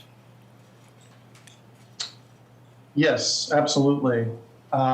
We already do have a layout that shows pedestrian access. We've worked with staff on that. We'll just make sure that staff has that and has an opportunity to review again and provide any additional input to meet that concern.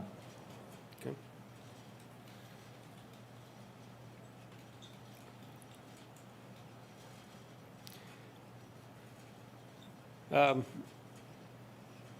Do you have any issue, or is it planned to have the ADA parking as concrete or asphalt concrete?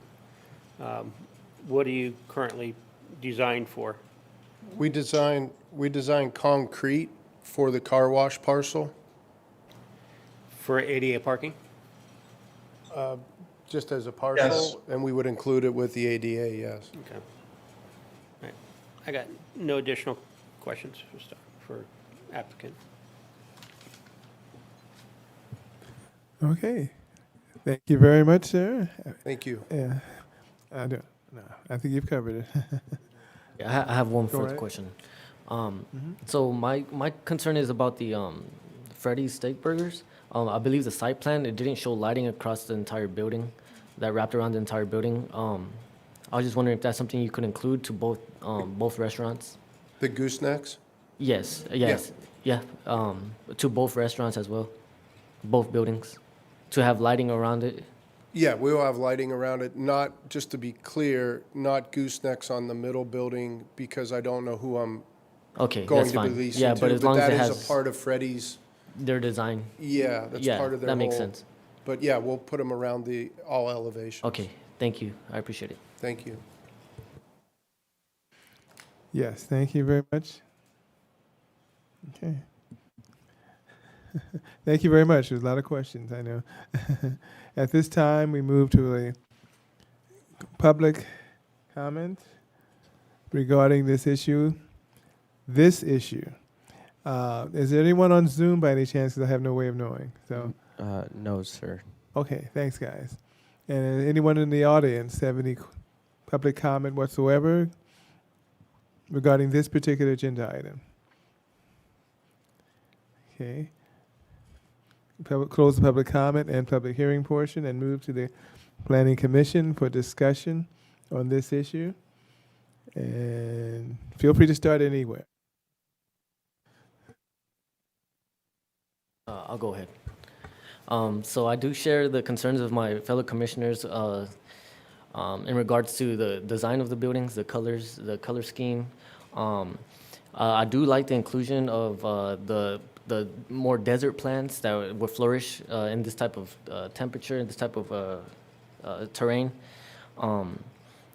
So as long as it has a good lighting around the buildings and it includes a trellis around the car wash, I think the project will be looking a lot better. That's it. Thank you. Thank you, Commissioner Lopez.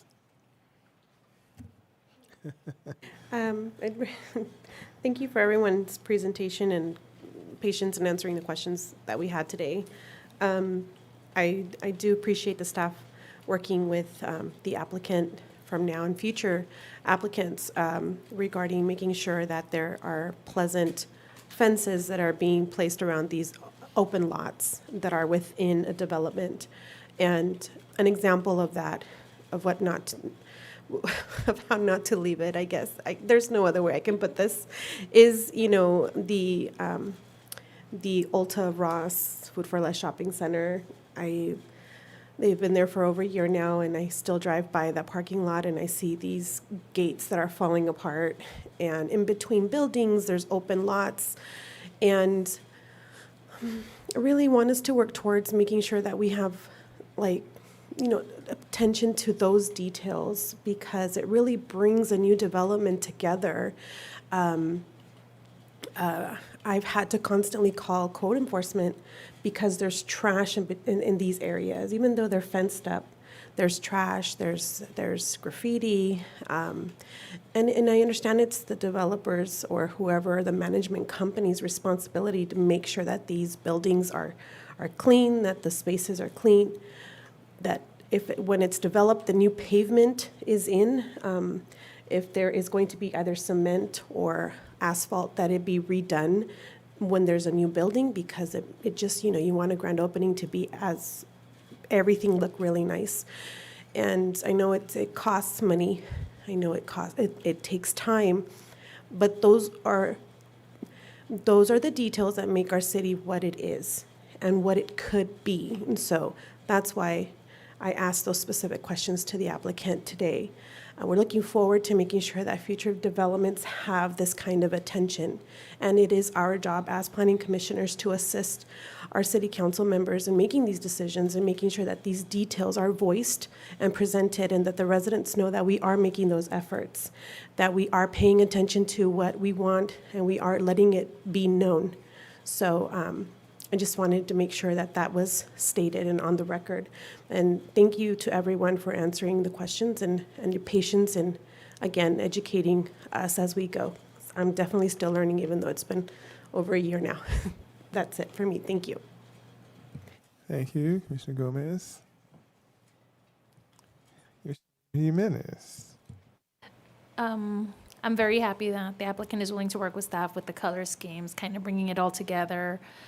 I am a little bit concerned about pedestrian traffic, especially once the phase 2 opens, because there's one entryway to make it all the way to phase 2, and it's also the directly going into the drive-through, so it's kind of going straight back, but going into a drive-through. One entries dividing up into like 3 parts.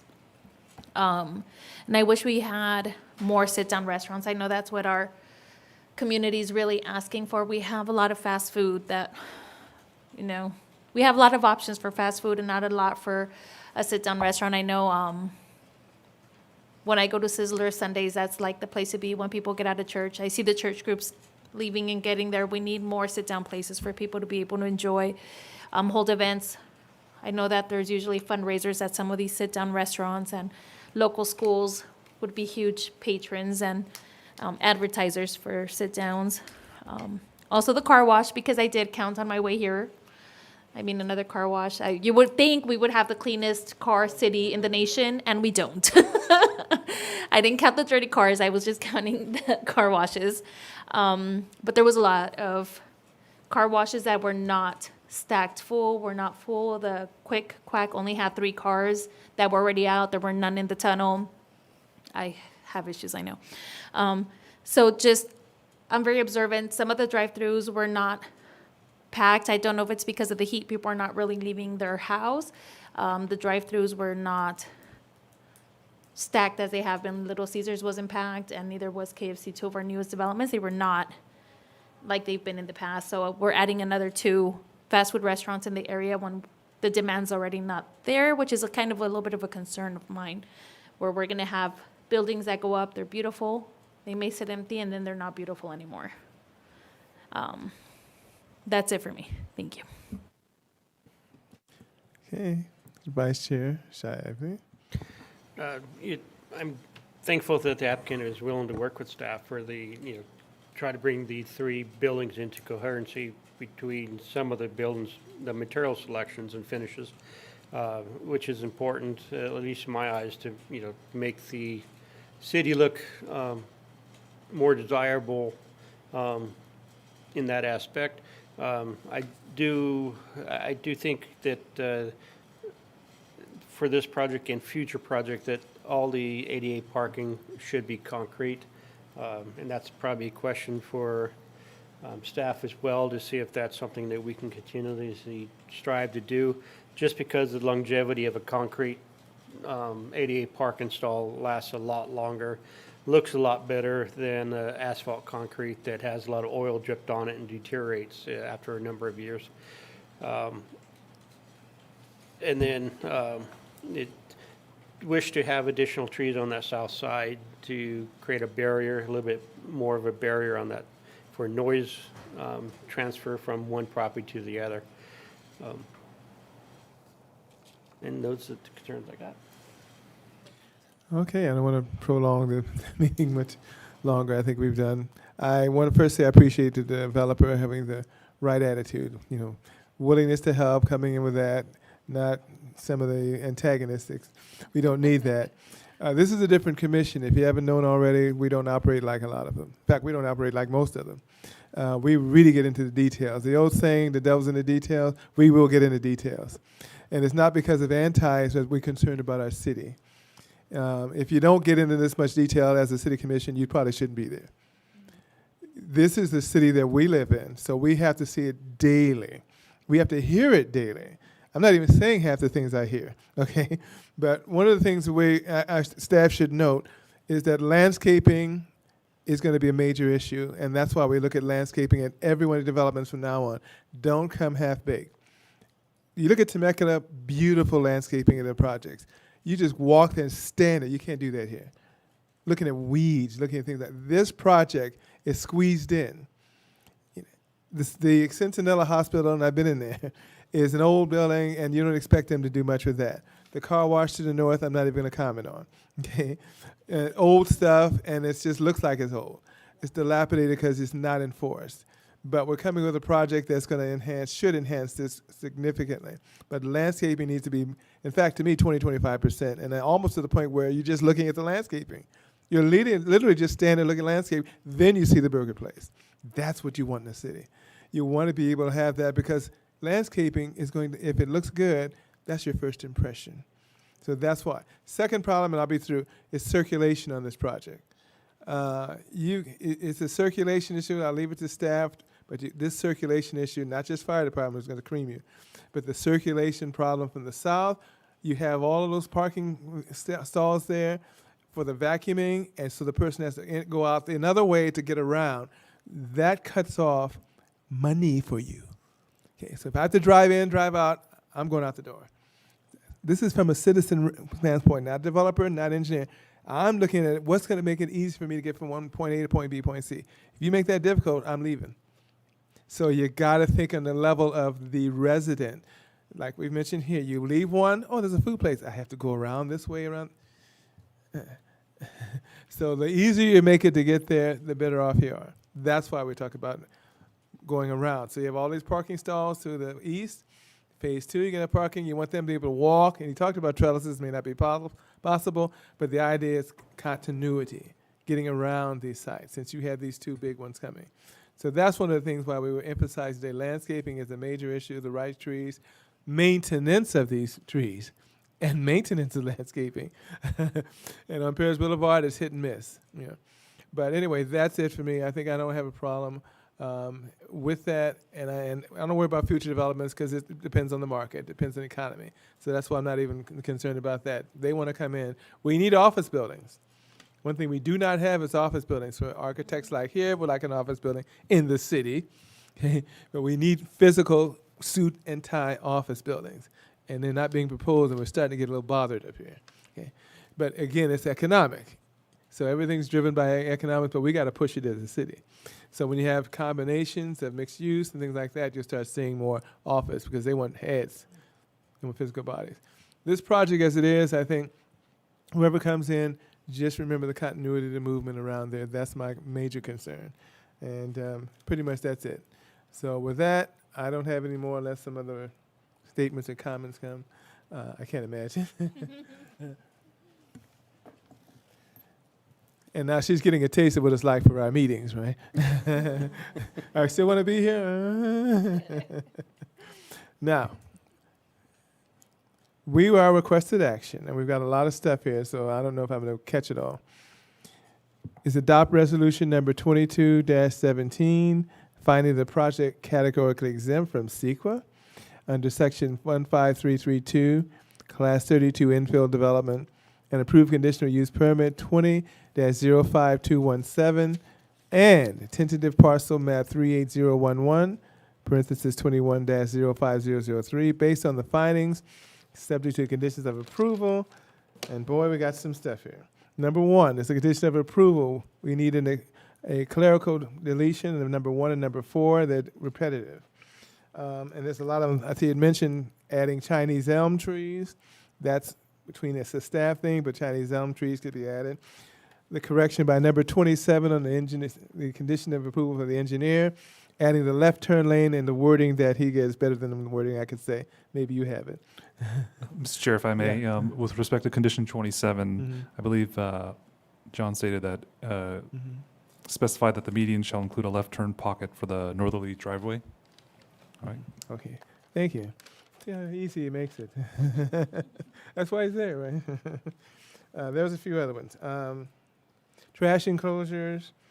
No, that was the ADA requirement. I didn't know about that one. But they include the ADA requirement in terms of the trash enclosure. Wow.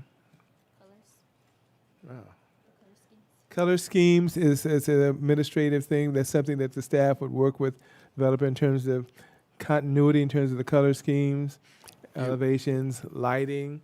Yeah, we can add that. Just put a condition so we can Okay. memorialize it. Okay. I can briefly say try to integrate the 3 buildings with similar brick treatment trellis. For the Freddie itself, is to provide the goosenecks lighting around the building. For the spec commercial building, to add, because we don't know the term, it's decorative lighting around the building. So that For was Freddie's, it was adding more architecture to the other landscape, trellis. the other areas that we don't see, the blank walls, adding a little bit more. correct. Details. Yeah. Okay, very good. Pedestrian crosswalks, I think he had mentioned it, I didn't see it on the plans, but I think they had talked about pedestrian crosswalks going in between. So I didn't see it on the site plan, maybe it's just so small I couldn't see it. So we could It's just an clarify engineering. that the applicant add a condition, work with the applicant to define, if it's there Where the already, to crosswalk- define all the crosswalk areas with appropriate signage to improve pedestrian access. Okay. Okay. Concrete ADA parking stall and additional trees on the south portion of property where the, Yeah, using concrete ADA instead of the asphalt, right? Yes. Okay. Okay, so decrease tree concentration, like you said. Mr. increase the trees. Increase. So decrease spacing. So I was Right, so right, different ways to okay. say it, and then an enhanced fencing to secure the vacant lot. Right. And that was Right. another condition that I noted down. Okay. So it doesn't become a tent lot. Okay. I can't imagine anything else. So hopefully we got that, because I sure wasn't writing it. Okay. Okay? I couldn't get anything else. All right. Was there something else? So just to clarify, you're looking for a motion to approve staff's recommendation to adopt resolution Right. 22-17 as stated with the changes that were Yeah. just read out. Which, yeah, thank you, not having to read them. Okay. No. Once is enough. Okay, we need a motion, someone. Commissioner Lopez has introduced the motion. Commissioner Jimenez has introduced the second.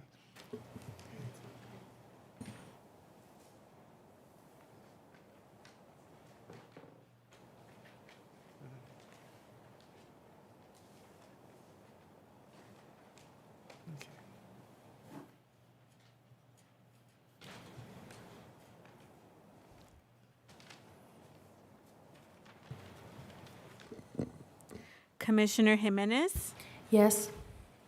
Commissioner Gomez, Yes. Commissioner Lopez, Yes. Vice Chair Shively, Yes? Chair Hammond. Yes.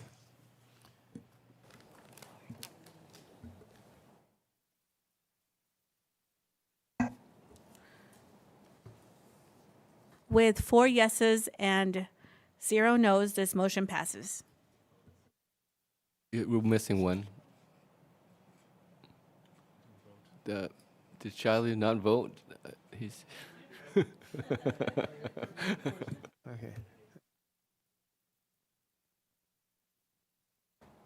Sometimes I don't push my button.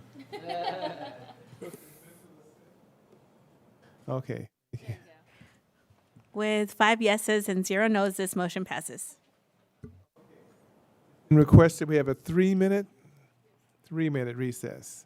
I think we need one after that. Okay. Thank you.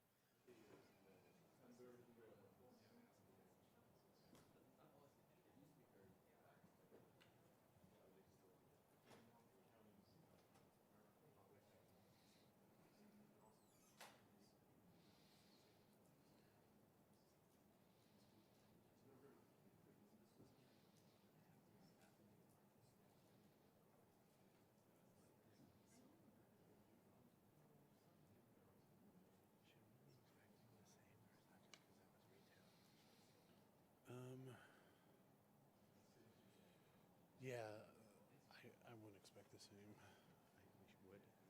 I wouldn't, no.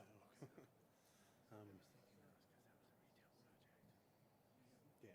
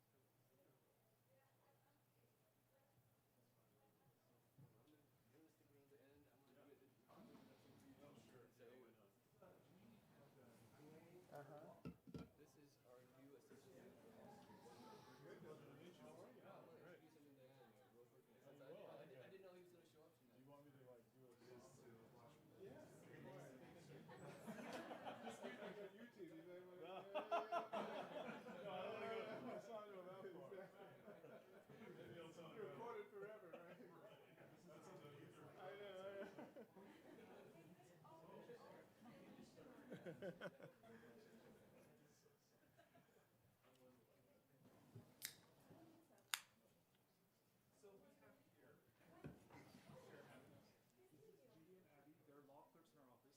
your office, huh?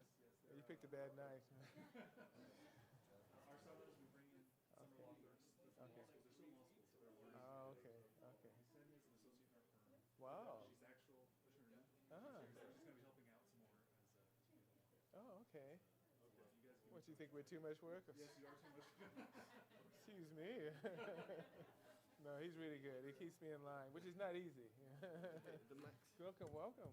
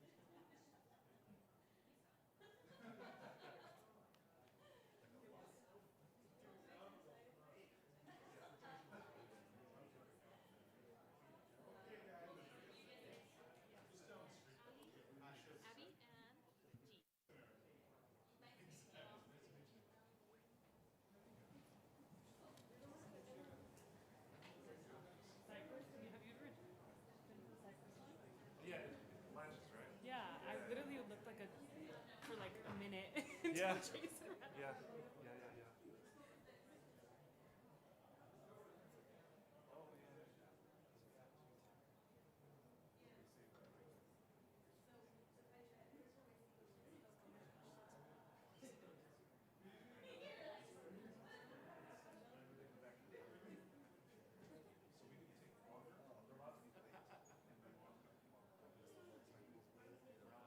Okay, reassemble, guys. I know.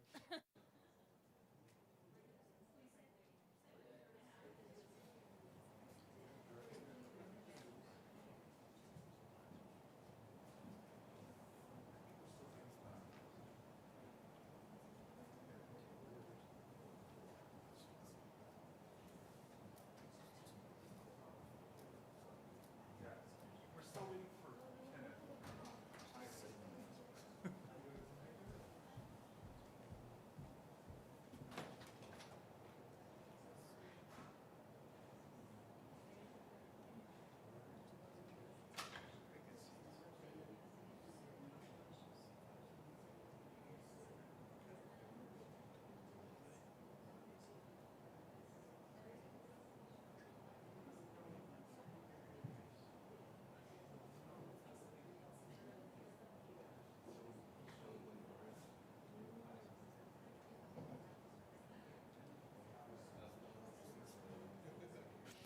Okay, thank you very much. We're going to reconvene at 7:50 p.m.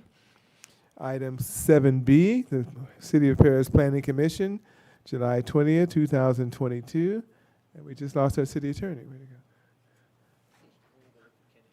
Oh, okay. Okay.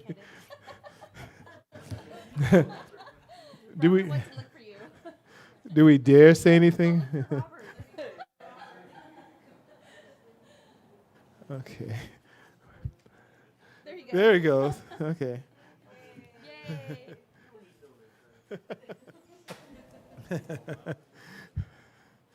Item 7B, Development Plan Review, DPR 21-00006. And we read this as a matter of record. I'm not just doing this for fun, okay?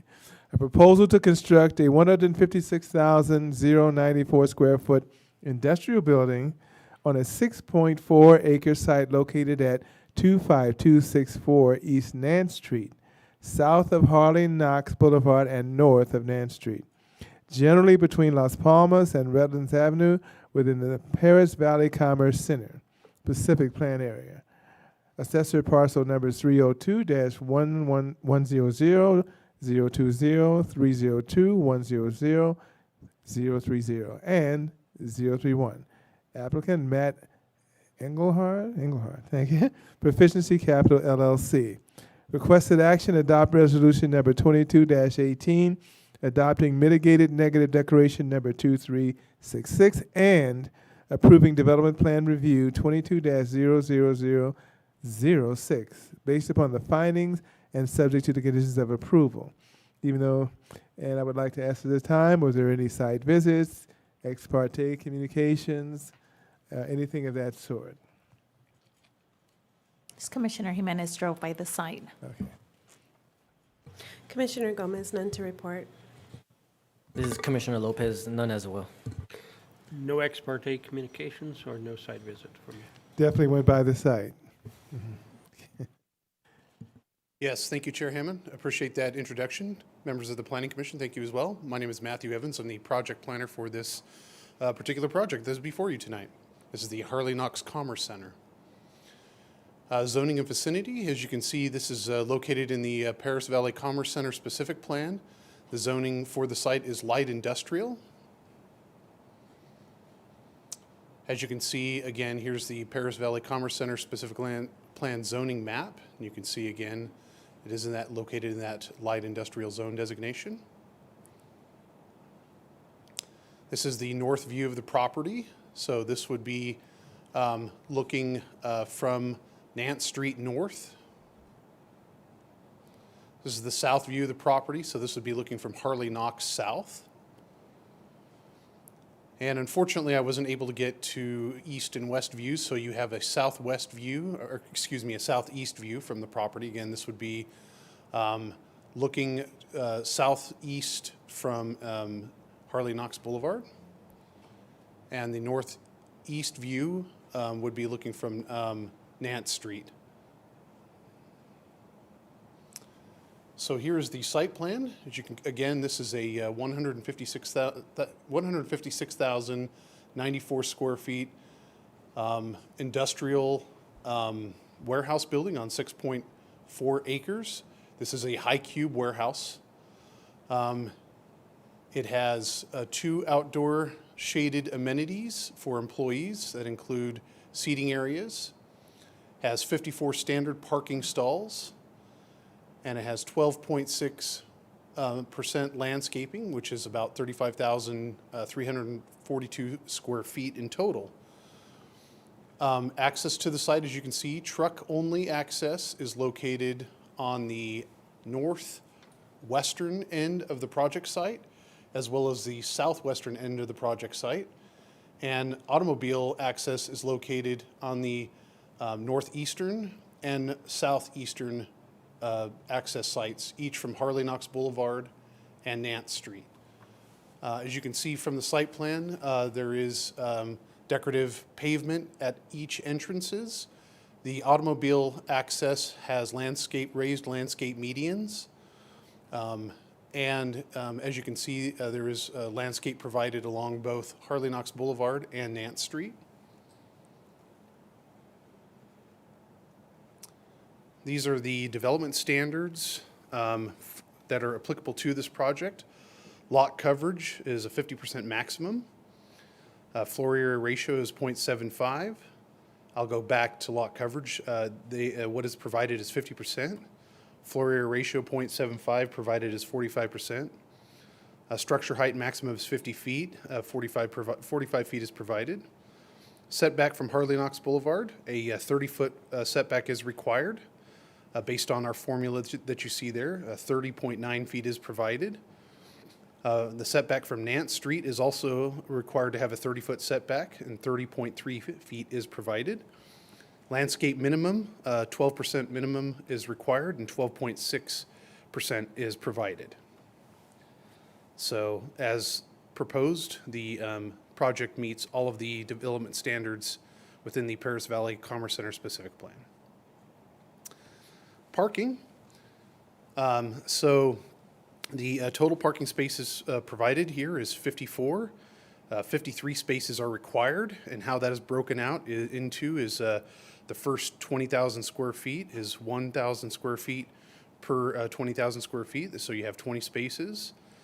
Industrial above 20,000 square feet, you have 1 space per 2,000 square feet, so you have 10 additional spaces. And industrial above 40,000 square feet, and this applies to high cube warehouse, which is what this is, and that is 1 space per 5,000 square feet, so 23 additional spaces, and that gets you a total of 53 required and 54 is provided.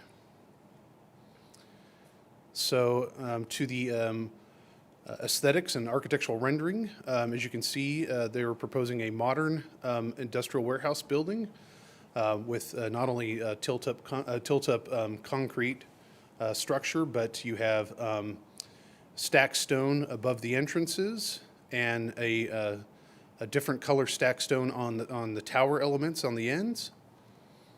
And we'll go through the elevations so you can get a better idea of how those look. So this is the north, west, south, and east elevations of the building. Again, you can see that stacked stone above each entrance. You have, there is a materials board that we are handing around so you can kind of get an idea of what these materials look like. So as you can see, we have the classic materials. Not only do you have the tilt-up concrete, but you have the stacked stone above the entrances. You have a different color stacked stone on the tower elements. You have a lighter, cooler colored color palette, including whites and grays, and then darker grays on the bottom to kind of accentuate the base of that building and kind of match up better with that darker color stacked stone. This elevation section includes the screen walls, so there will be a screen wall around the truck parking area, so that the truck trailers are not visible from neither Nance Street nor Harley Knox or the adjacent property. So there is a property between this project and La Palma, and that truck area, of course, as you can see, is fully screened. CEQA, this is a mitigated negative declaration, MND 2366. Public circulation was for 30 days. We received 1 comment, and that was from Riverside County Airport Land Use Commission. It was an information only. So it's not within the MARB influence area, and because no legislative action is required, there was no ALUC requirement for review.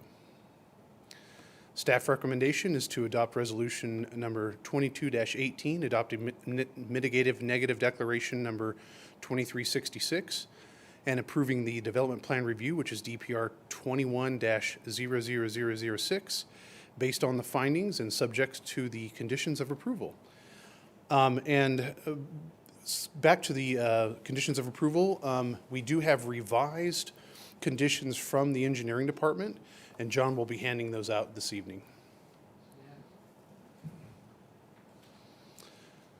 With that, staff concludes their presentation, and at this time, I'm willing to answer any questions for staff. The applicant is here, his development team is here as well, and they can answer any questions that you might have for them. Thank you. Thank you, sir. Just give us a second. You bet. Thank you.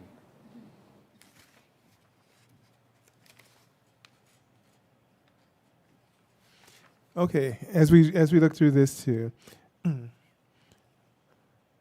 it's also available for the public, right? Okay. Thank you.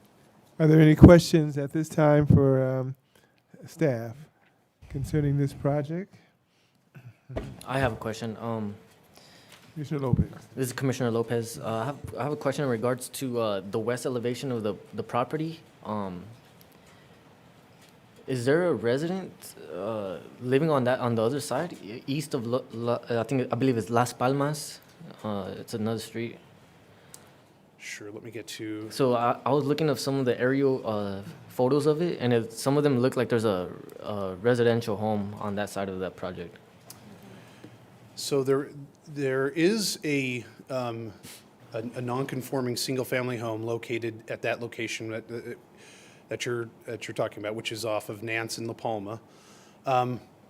We're not sure if it's occupied or used currently as a residential dwelling. I mean, it is a residential dwelling. There's no doubt about it. Mm-hmm. That's what it was constructed as. Its current use is unknown to us at this time.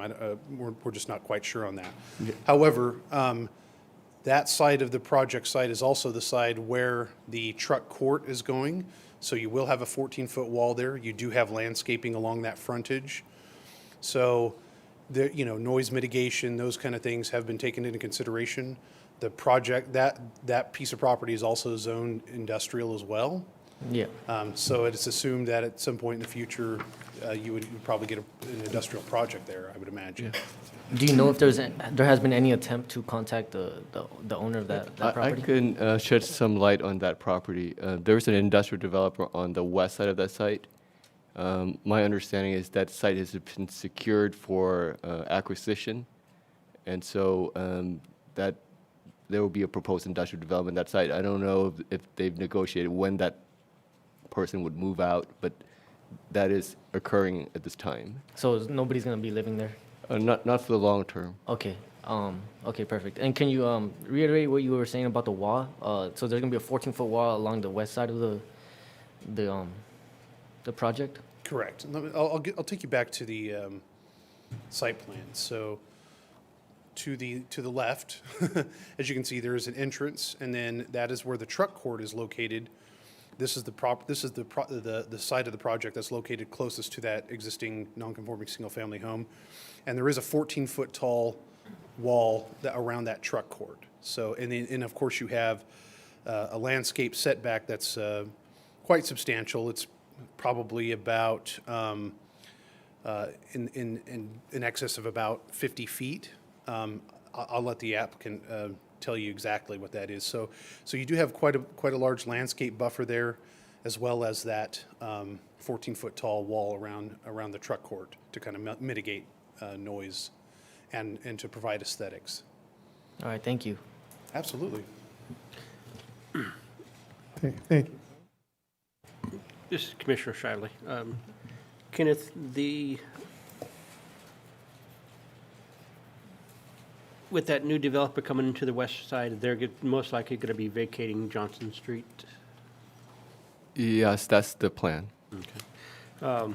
Is there a building section showing the elevations, section of the elevations of the surrounding property? I didn't see one in the package, so we could tell sight lines from the exterior property. I might have that. Let me see here.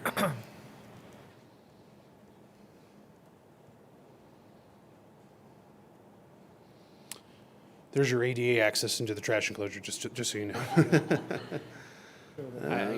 I have my issues with those ADA trash enclosures. Sure, It doesn't- understood. To me, they just don't make sense. I'll just leave it at that. Yeah, I don't have one here in the slide. I can have the applicant discuss that. I know it is provided, there was one provided in the overall packet for the project, so that sight line has been provided. But unfortunately, I don't have that in the slide, so I apologize. So the intended truck path would be coming in off of Harley Knox, or the option is to come through Nance Street to Redlands, right? Correct. I'll let the engineer provide feedback how the truck access will work. Commissioner Sharp, did you want me to expand on the circulation for the trucks, or? It's going to only be right Right. in, right out. Yeah, I got that exhibit. But they have no direction to go to if they do right out on Harley Knox, because they just, they That's- can't go back to Paris. They can't do the full circle and come back to Paris, so they gotta basically come out Nance Street and go around. Correct, they go up to Redlands and go north, and Okay. back to Harley Knox. Yes. And those are controlled intersections. Yep. So we have 10 parking spots on the westerly side of the building, commingling with the truck access. Is there anywhere else where you could put those 10 spots so they don't commingle?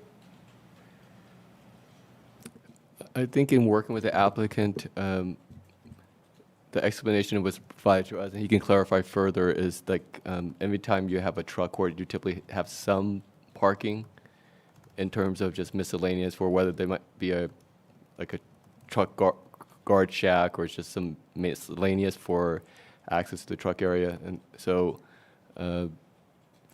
because the site has, I think it's just above one parking space requirement, there's limited spaces where that could be shifted, but that was the explanation that was provided to us why you have like, I think 4 or 5 in the north and south, but that's just for maintenance, security, and potential guard shack that might be needed along those entrances.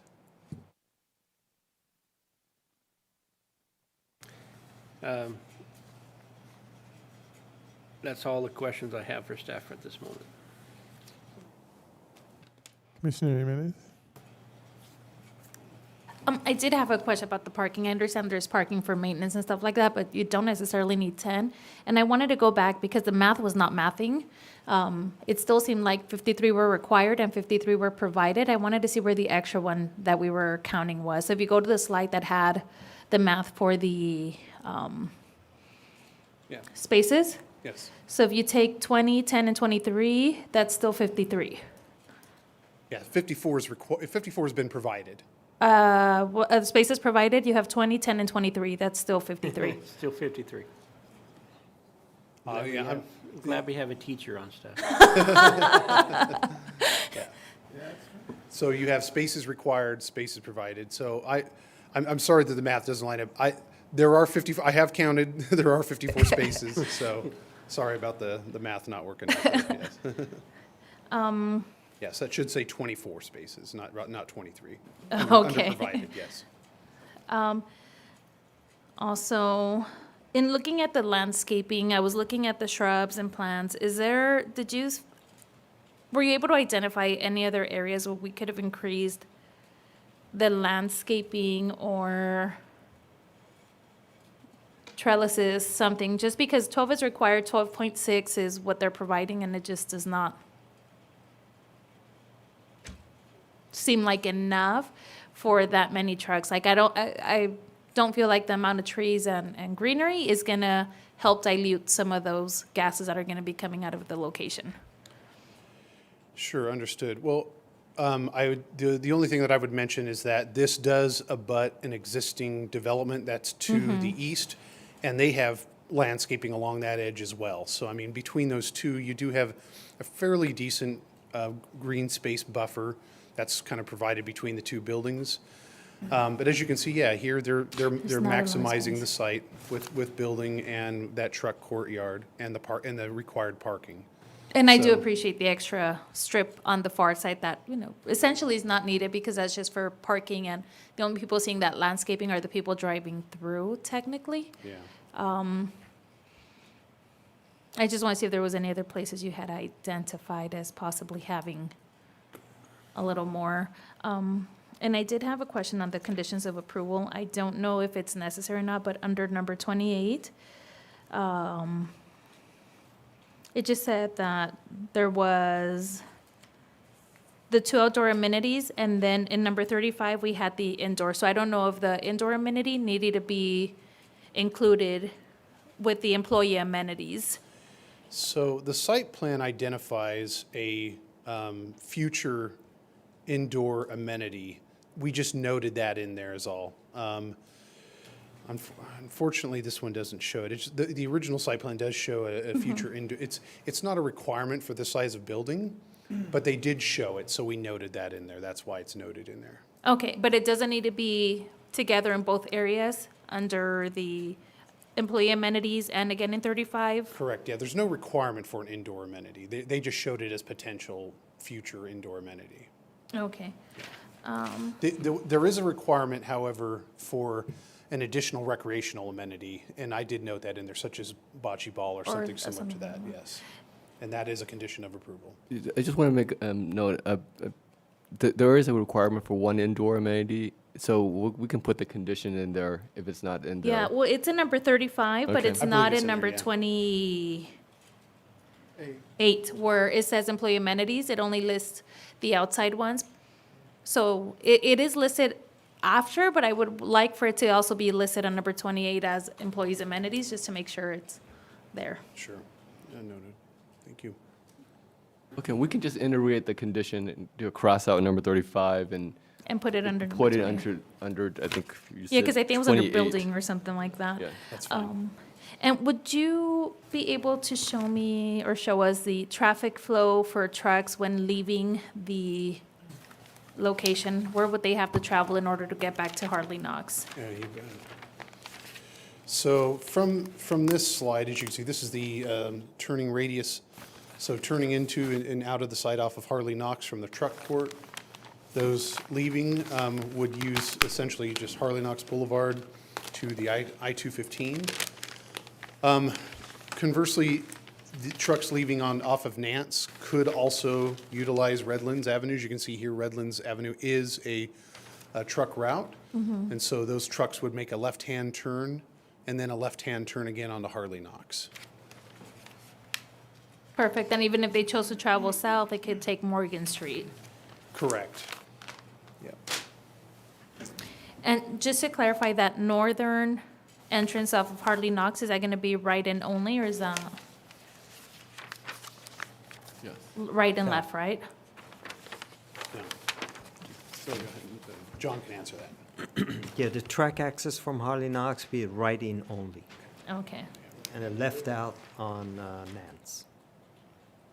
Okay. And is there a median there? There is a median on Harley Knox Boulevard, correct, So it's right in only? correct. So they wouldn't be able to make a left? They No. can't exit that way. They have to come in on Hartley Knox, exit on Nance, make a left, and then on Redlands, make left or right, whatever they prefer. Correct. Okay. Thank you. Questions? You guys?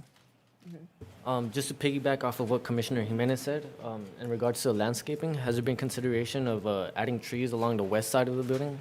I noticed that that side is vacant with, it has no landscaping at all. Yeah, at this point, they're not proposing any landscaping on the truck trailer portion of the building.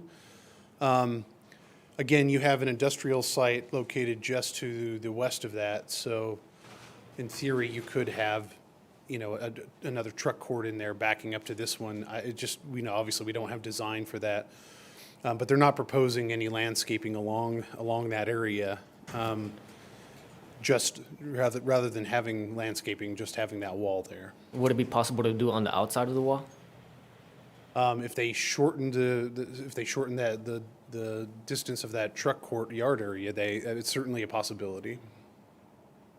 Yeah, I mean, if it's possible, I think that'd be great because more trees would for sure help. More landscaping would for sure help the project. I think it would look a lot nicer, especially for the outside. People driving down Harley Knox, they'll see not just a wall, but it'll be a wall covered with trees in front of it. Sure. I'll defer to the applicant on, whether or not they have enough room to do that and make all their turning radiuses and backups and stuff like that, so. I would just recommend that because it's another project that's in process right now, that you could still accomplish something along the interior. It looks like it should be, we could ask the applicant that way you can find a way to increase the landscaping. And just beyond the height of the wall, there's additional trees. That would be one way to increase the landscaping, but we can just kind of work that out with the applicant, and we can ask them that question when it's during their presentation period. Okay, all right, thank you. I do have a quick question as well, if you don't mind.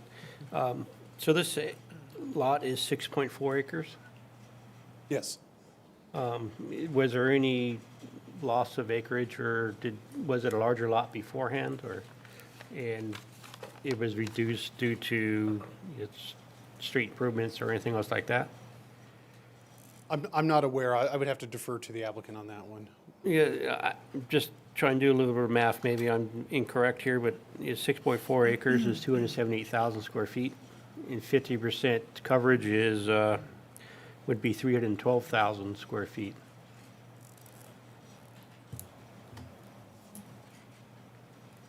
Okay, yeah, I'll. So there's somewhere there's a numerical error or something like that that I might be missing, so that the 50% coverage would be 312,000 square feet when the only acreage is 6.4, so if it's a larger lot that they're conceding some square footage, it might be, the lot coverage might be a little bit incorrect. Okay, yeah, I'll, yeah, that 8 is, I'm sorry, that 8 is incorrect. So that should be 6, it is. 6.4. Yeah. It is what? Is 6.4 acres. Okay. So it might have to be reviewed that the lot coverage might exceed 50%. If it appears that the building is larger than what is allowed, my math puts it at about 54%, 55. So certainly the building could be reduced in size without compromising the design of the building. Okay. That would obviously allow for that additional landscaping too. So that could certainly be a condition of approval, that it not exceed that 50%, and then that additional be added back into the landscaping. Okay, thank you. Anyone else? Okay. Essentially, and we'll move on to the developer. Nance Street, obviously, by being over there, Nance Street is, up until that point, is paved. Then it's gravel all the way to Paris Boulevard. And so essentially what we're saying is we're forcing them to come south, then they have to go east, then they have to go north, then they have to go west. Correct, yeah. You can't do anything on Harley Knox because it's a right-in only. So you go through the lot, you come out on Nance. And I must say the developers in that area are A100 in terms of landscaping. I don't even have a problem. They are magnificent in terms of keeping up landscaping. I have no complaints about these developers, none. Because I passed by almost every building in the city, and they are really well maintained. So that's not really an issue with most of them. Now, some of the other businesses, that's another story. But going out of that area, it's a paved road, and I did see the house. It was a yellow house. It didn't look like anybody was in it, but I don't think that's on the property. I think it's adjacent to the property. I'm not sure. But I didn't think there was anybody. It looked like I see right through the glass in there. So that's really, I don't know if that's going to really be an issue in terms of somebody actually living there. But I'm not going to, I'm not going to put that in solid granite. But anyway, I think that's what we're saying, because I wasn't sure about the circulation thing. But since everything's going in that direction, or they can go down to Morgan. Now, is Nance Street going to be is Nance Street a truck route? Okay, if Nancy Street is a truck route, then they could easily go right off Nance Street and go back over, but it's still got to be paved. So we're only asking them to do, this is typical city, right? Asking them to do up in front of their property, but then the next guy has to do it in front of his property. Okay, so you see how that goes. So unless they want to drive over gravel to get to Paris Boulevard, they're going to be making left, to go back to Harley Knox, or all the way down to Morgan.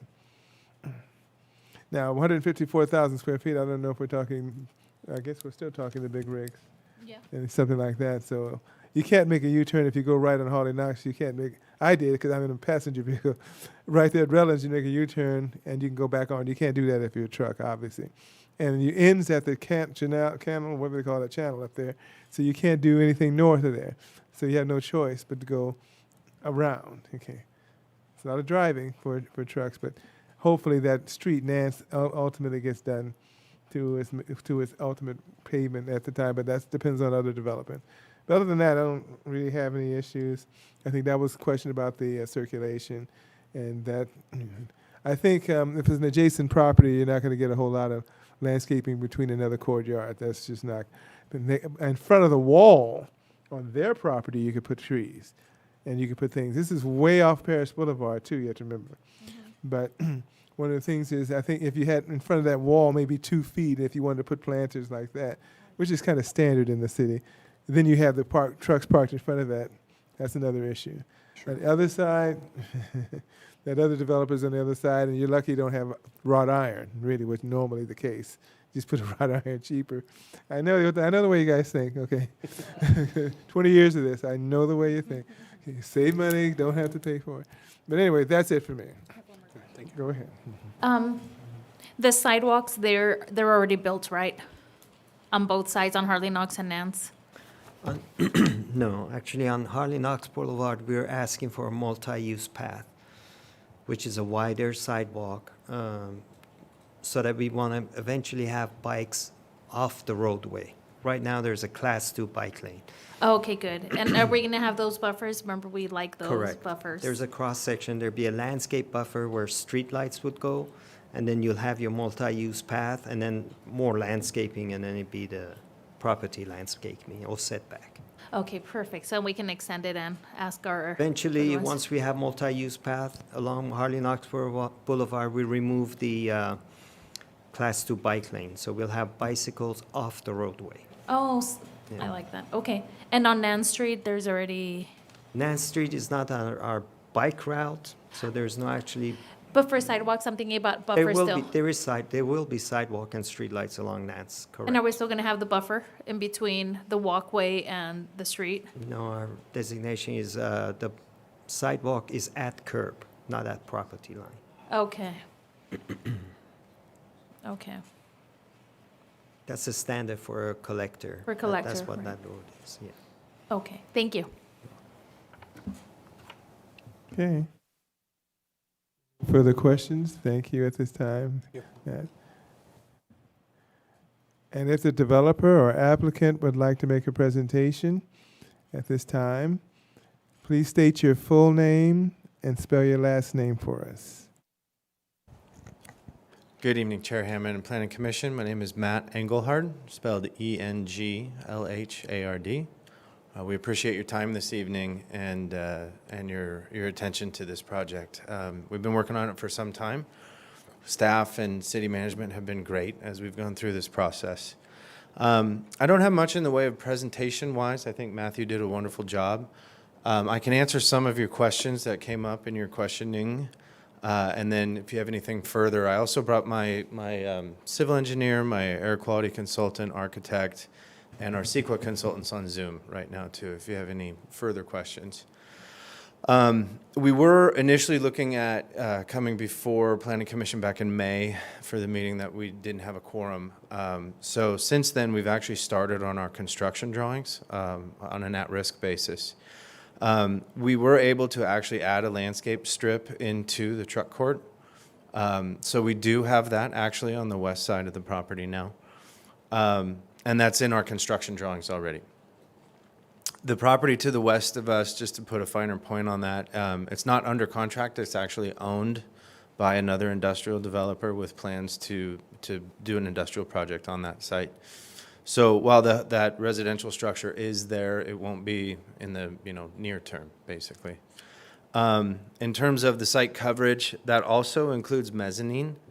And what we do from a planning standpoint is sometimes we'll have a tenant come in and need more office space or more mezzanine, or they'll have other needs. So we include a little bit of buffer in our square footage to deal with those things. So the site plan in our entitlement package is a larger square footage than what we build on a speculative basis, but that site coverage area includes some office space on the second floor of the building.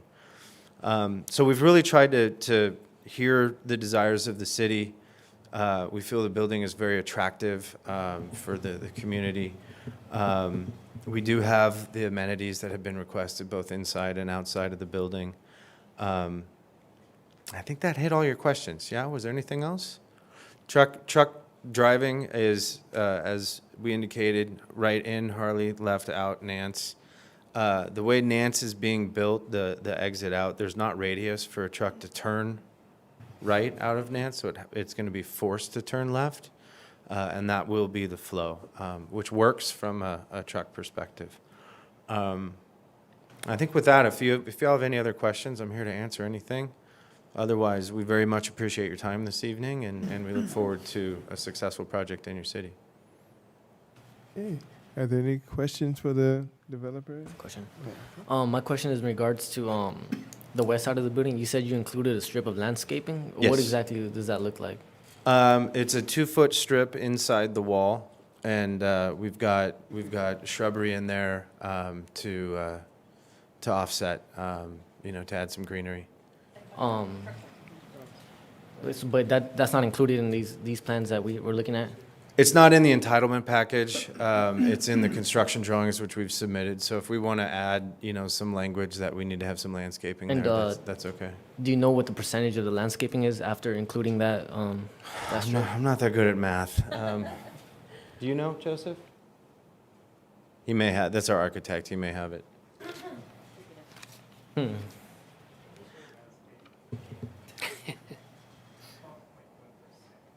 Okay, so it went up another 0.2% with that. So 12.8? Yeah. Okay, all right, thank you. Oh, 12.1 now, actually. Well, right here it says 12.6. Yeah. Oh, because there's electrical equipment we have to put in also. So that's part of, so the 12.6 did not account for the electrical equipment. So we added the So transformer you pad had and to everything. subtract some? Yeah, and then we added the strip on the west side of the property to get us back over to 12.1. So 12.1 is the final? Yes, final answer. All right, thank you. Yes. If I can bring up a suggestion, is there a possibility to increase that from 2 to maybe 4 and put some tall cypress-type trees? Is that a...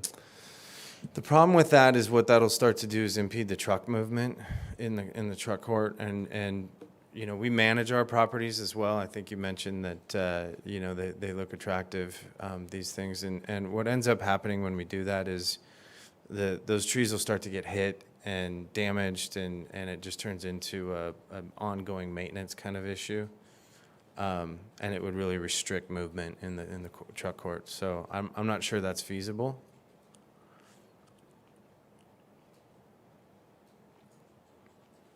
Okay. Any further questions? Is there any other way? Because, the minimum required is 12. Mm-hmm. And originally, we were presented a 12.6. And then, it seemed like there was some added, but somehow we lost 0.5 in the process. Yeah. We are meeting code, and we're actually, not a lot, but we are over code. So we're really kind of maxed out on the site in terms of area. And, if we could eliminate one of the amenities, maybe we could do that and find some more room for it. The problem is if we add more on the west, it really impedes the function of the project, which gets back to what, you all were talking about on the last retail deal is if vehicles can't move in the site properly, it's not going to work, right, economically.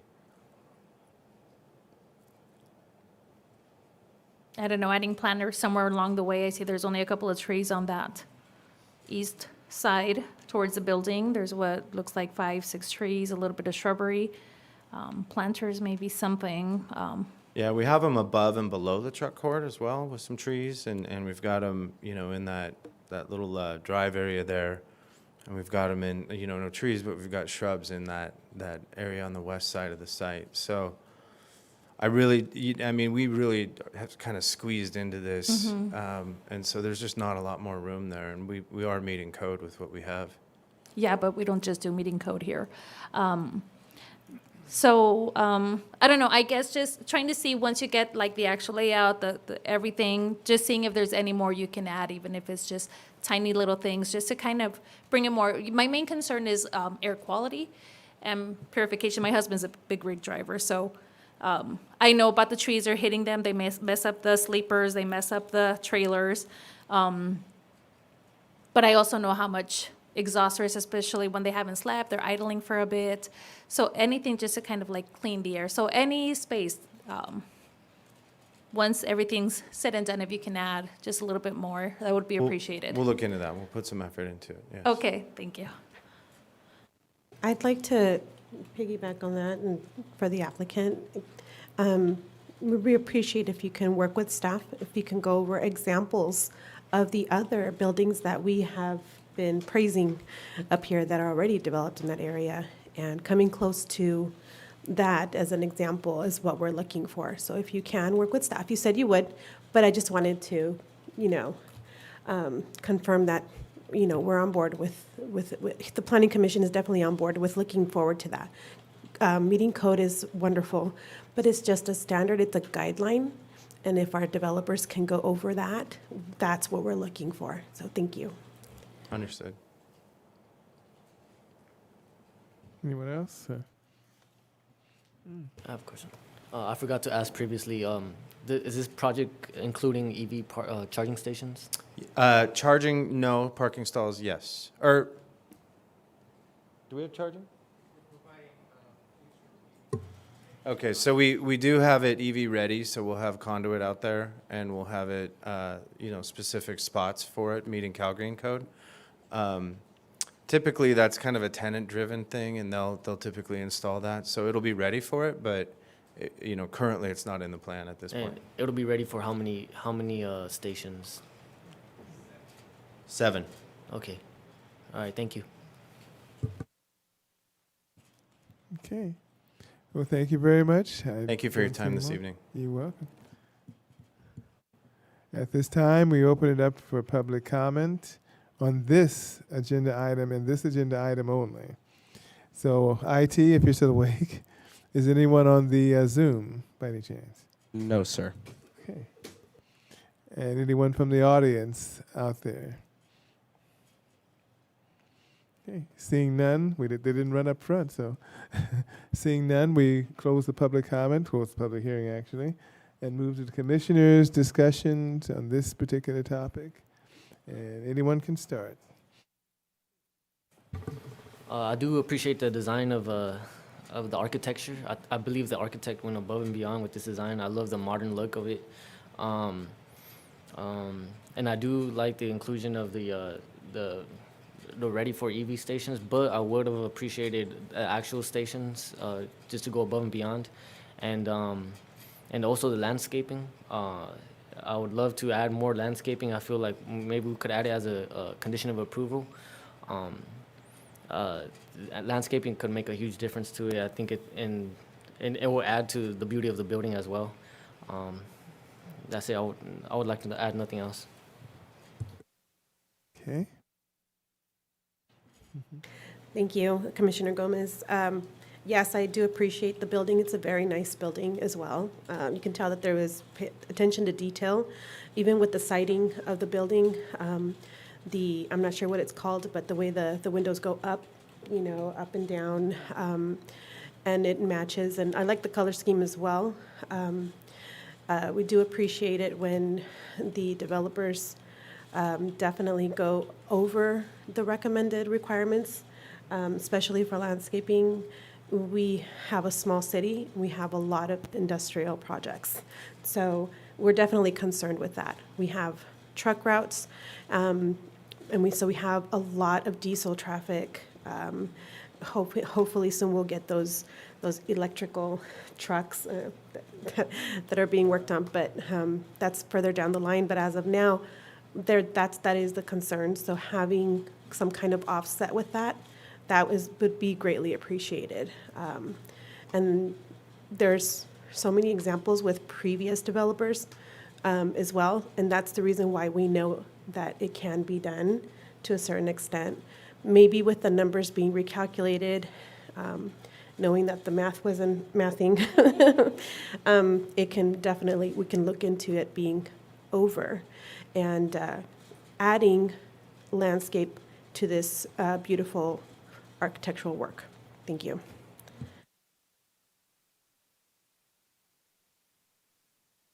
I echo what my fellow commissioner said. It's a beautiful building. I really appreciate the fact that the Harley Knox view and the Nance Street views are the same. So it has beautiful architecture. There's attention to detail even on the sides that the public really doesn't see, just kind of drives by. Color scheme is beautiful.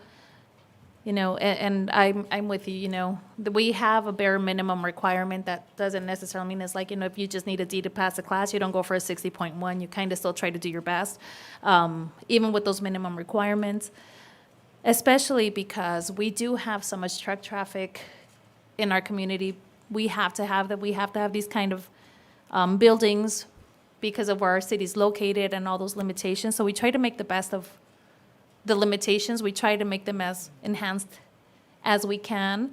And one of them is the architecture, and this project obviously meets the architecture standards and exceeds them. I think it's beautiful. But I feel like, you know, along with architecture, part of that architecture is the landscaping and the aesthetics of when you drive by. I like that on the north side, there's gonna be a walkway because people like to go for walks during their lunch breaks, or maybe they get there walking. I would like to see a little bit more. I was a little bit disappointed because when I assumed there was a 12.6, or when we were presented 12.6 landscaping, I think we already were aware of the limitations with the electrical. So somewhere during the process, we knew about it. Then we had dropped to below 12, and I feel like it was a scramble to try to get back to just meet that code, where it was something that, building these kind of buildings frequently, you know that there's those kinds of things that you have to kind of accommodate. So that's it for me. Thank you.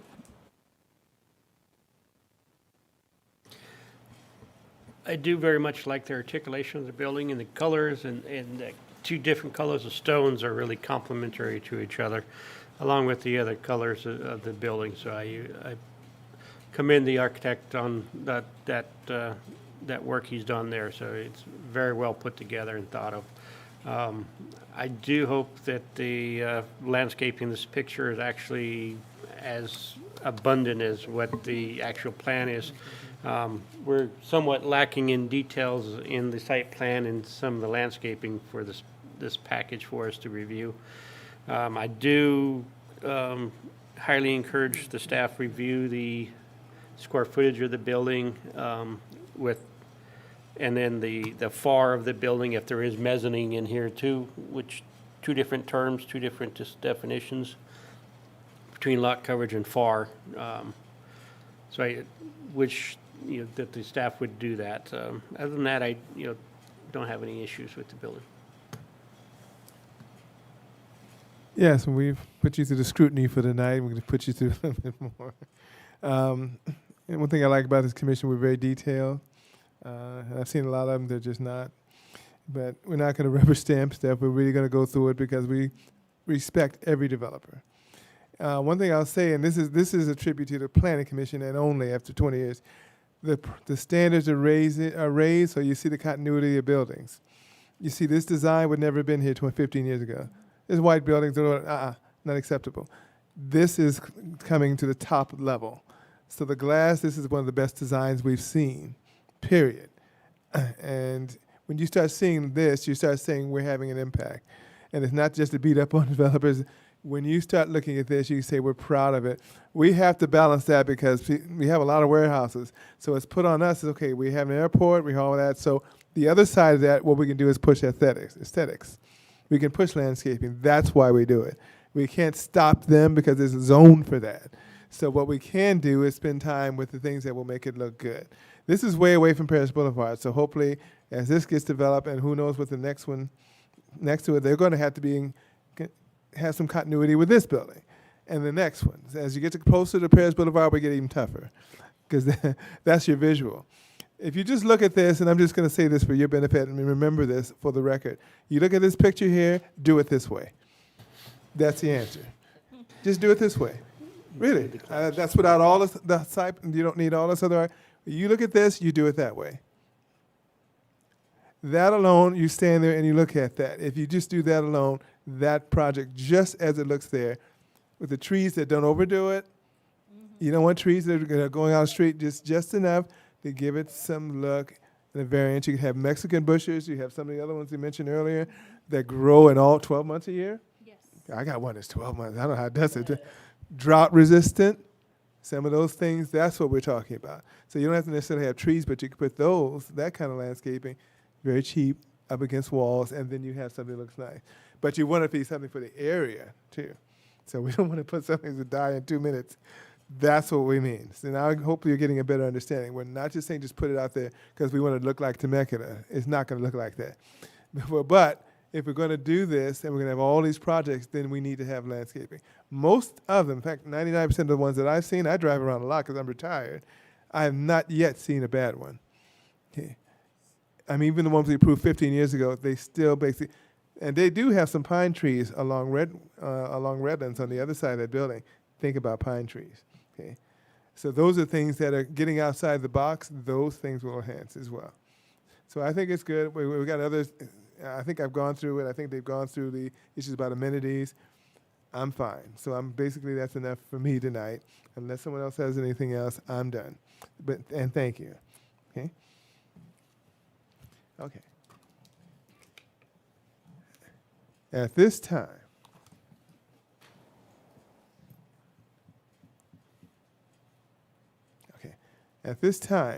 our requested action is to adopt resolution number 2218, adopting mitigated negative declaration number 2366, and approving development plan review 22-00006 based upon the findings and subject to conditions of approval, with one known change. I think it was a condition of approval. Number 28 and 35 were to eliminate 35 and merge it into number 28 in terms of employee amenities. So the wording would be such an effect. So we don't need number 35. We would be merged into number 30. And obviously, I'm getting to that. The July 15th, revised July 15, 2022, the conditions of approval to be integrated into this as well in terms of approval. And this is DPR 21-00006, and it was handed to us, and it's the engineering. And we just want to make it part of the record, and we're part of the adopted resolution. Okay? And the changes are noted in there, the strikeouts. Okay. Oh, and updating the parkings. Remember how it was 53, 54, but Oh, was that the staff report, or was that the? that was just a presentation, yeah. Okay. Do we need to, well, that's the staff presentation. They had 54. If it's, okay. and above all, staff to work with the applicant in terms of whatever landscaping, other additional things and functions. That's all the case because we trust our staff. Okay. That covered it. Sizing, yeah.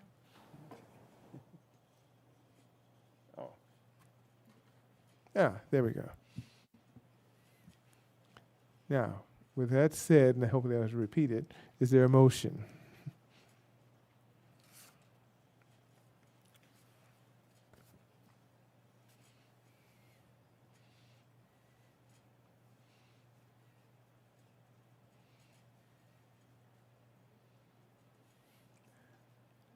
I'm waiting. Oh, thank you. Commissioner Gomez has moved.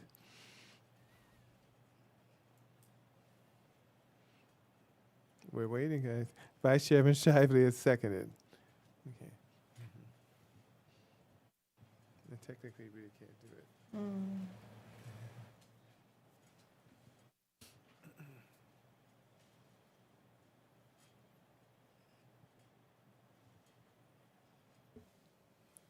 Commissioner Jimenez, Yes. Commissioner Gomez, Yes. Commissioner Lopez, Yes. Vice Chair Shively.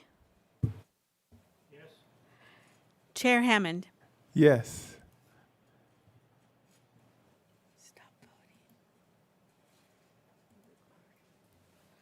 With 5 yeses, this motion passes.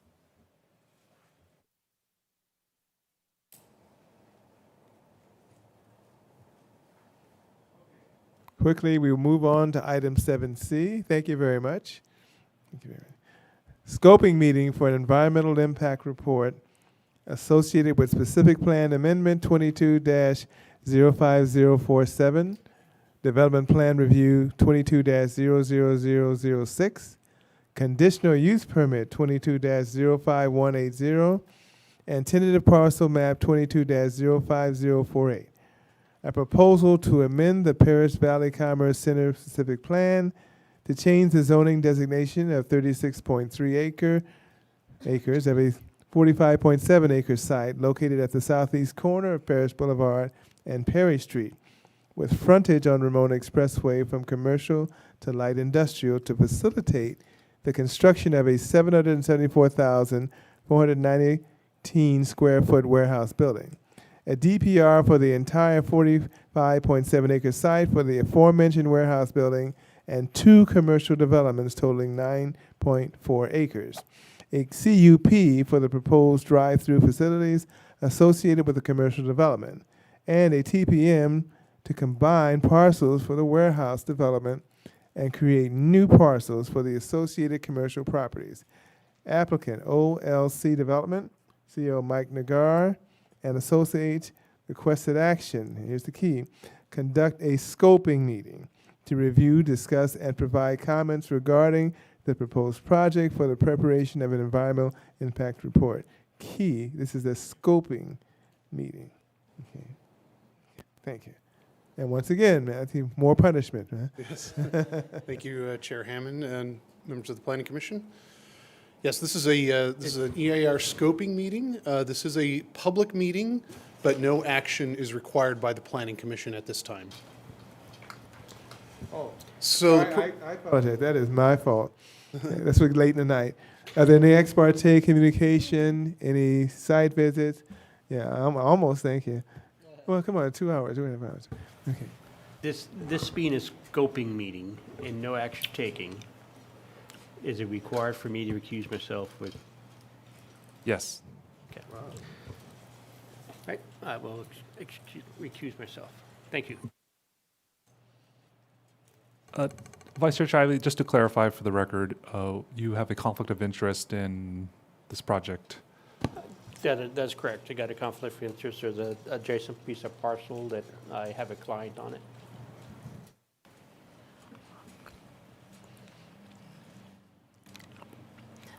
Commissioner Jimenez, I drove by the site daily, pretty much.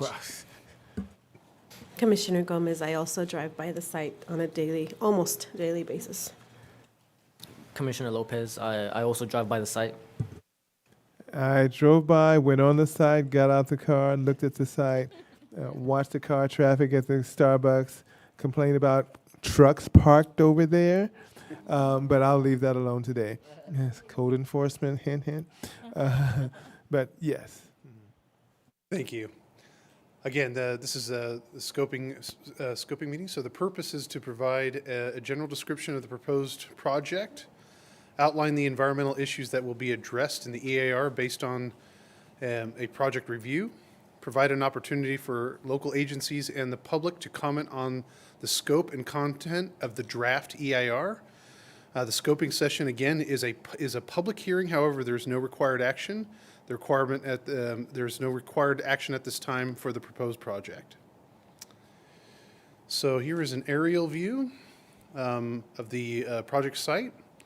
Again, it's a total of 45.4 acres. It's located north of Ramona Expressway, east of Paris Boulevard, south of Perry Street. So here is an aerial view of the Ramona Expressway commercial site. That commercial site consists of 4.6 acres.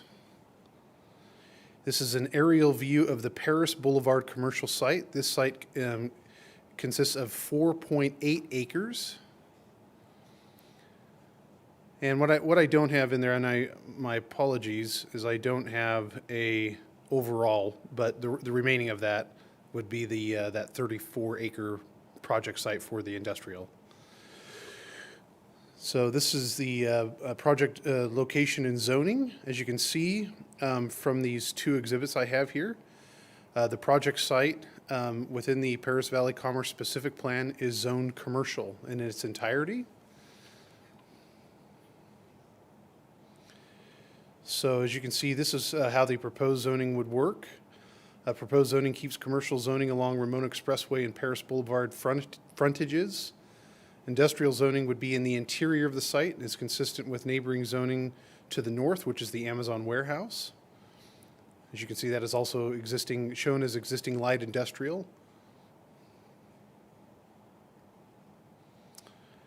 MARB ALUC compatibility, although the project is not located within the airport overlay zone, it does require Riverside County Airport Land Use Commission ALUC review. On May 12th of 2022, the Riverside County ALUC found the project to be consistent with the 2014 March Air Reserve Base Inland Port Airport Land Use Compatibility Plan as conditioned. So here's a look at the overall conceptual site plan. The industrial building includes 774,419 square feet. The retail buildings off Ramona Expressway is 38,200 square feet. The retail buildings off of Paris Boulevard and Perry are unknown at this time. So you have, just with this proposed project in front of you, a combined total of 115,600. I'm sorry, that math again is wrong. It's 1,115,619 square feet total. I missed a one, so my apologies on that. A retail conceptual site plan. As you can see here, we have two entrances off of Ramona Expressway, and then two secondary access points.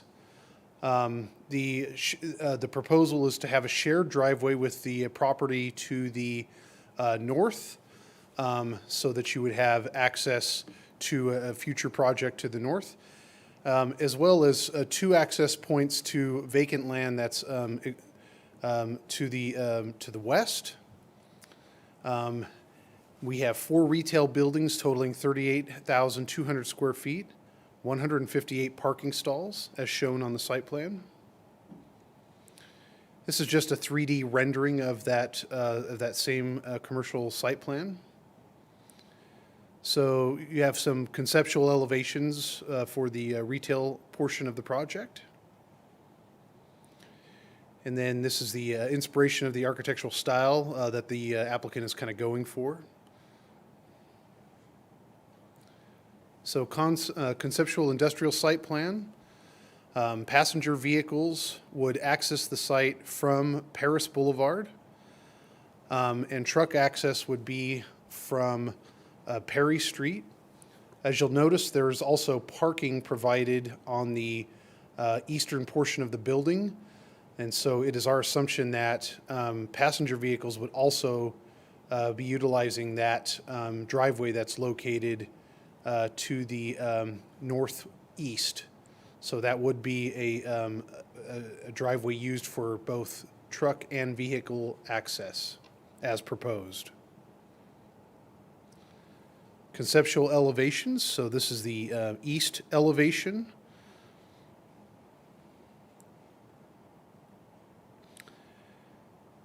Conceptual elevations, these are the west elevations. And then again, conceptual industrial elevations for the north. Conceptual elevations for the south.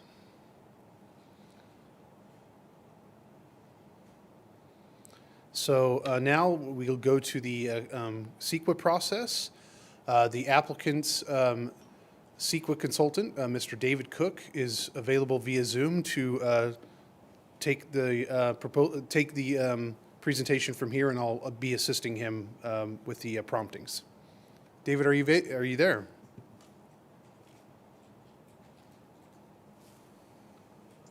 Oh. Good evening. Can you hear me? Yes, thank you. Good evening, Chair Hammond, members of the commission, and members of the public. Again, my name is Dave Crook. I'm with Helix Environmental Planning, and we're going to be working with staff to move the environmental document forward here on the project. So I will touch on California Environmental Quality Act, otherwise known as CEQA, and I'll go through some of that process and the issues to be covered in the environmental impact report. Next slide, please. So the purpose of CEQA is to provide information to decision makers such as the Planning Commission and City Council about the environmental effects of a project So they'd be considered along with other factors when looking at approval of a project.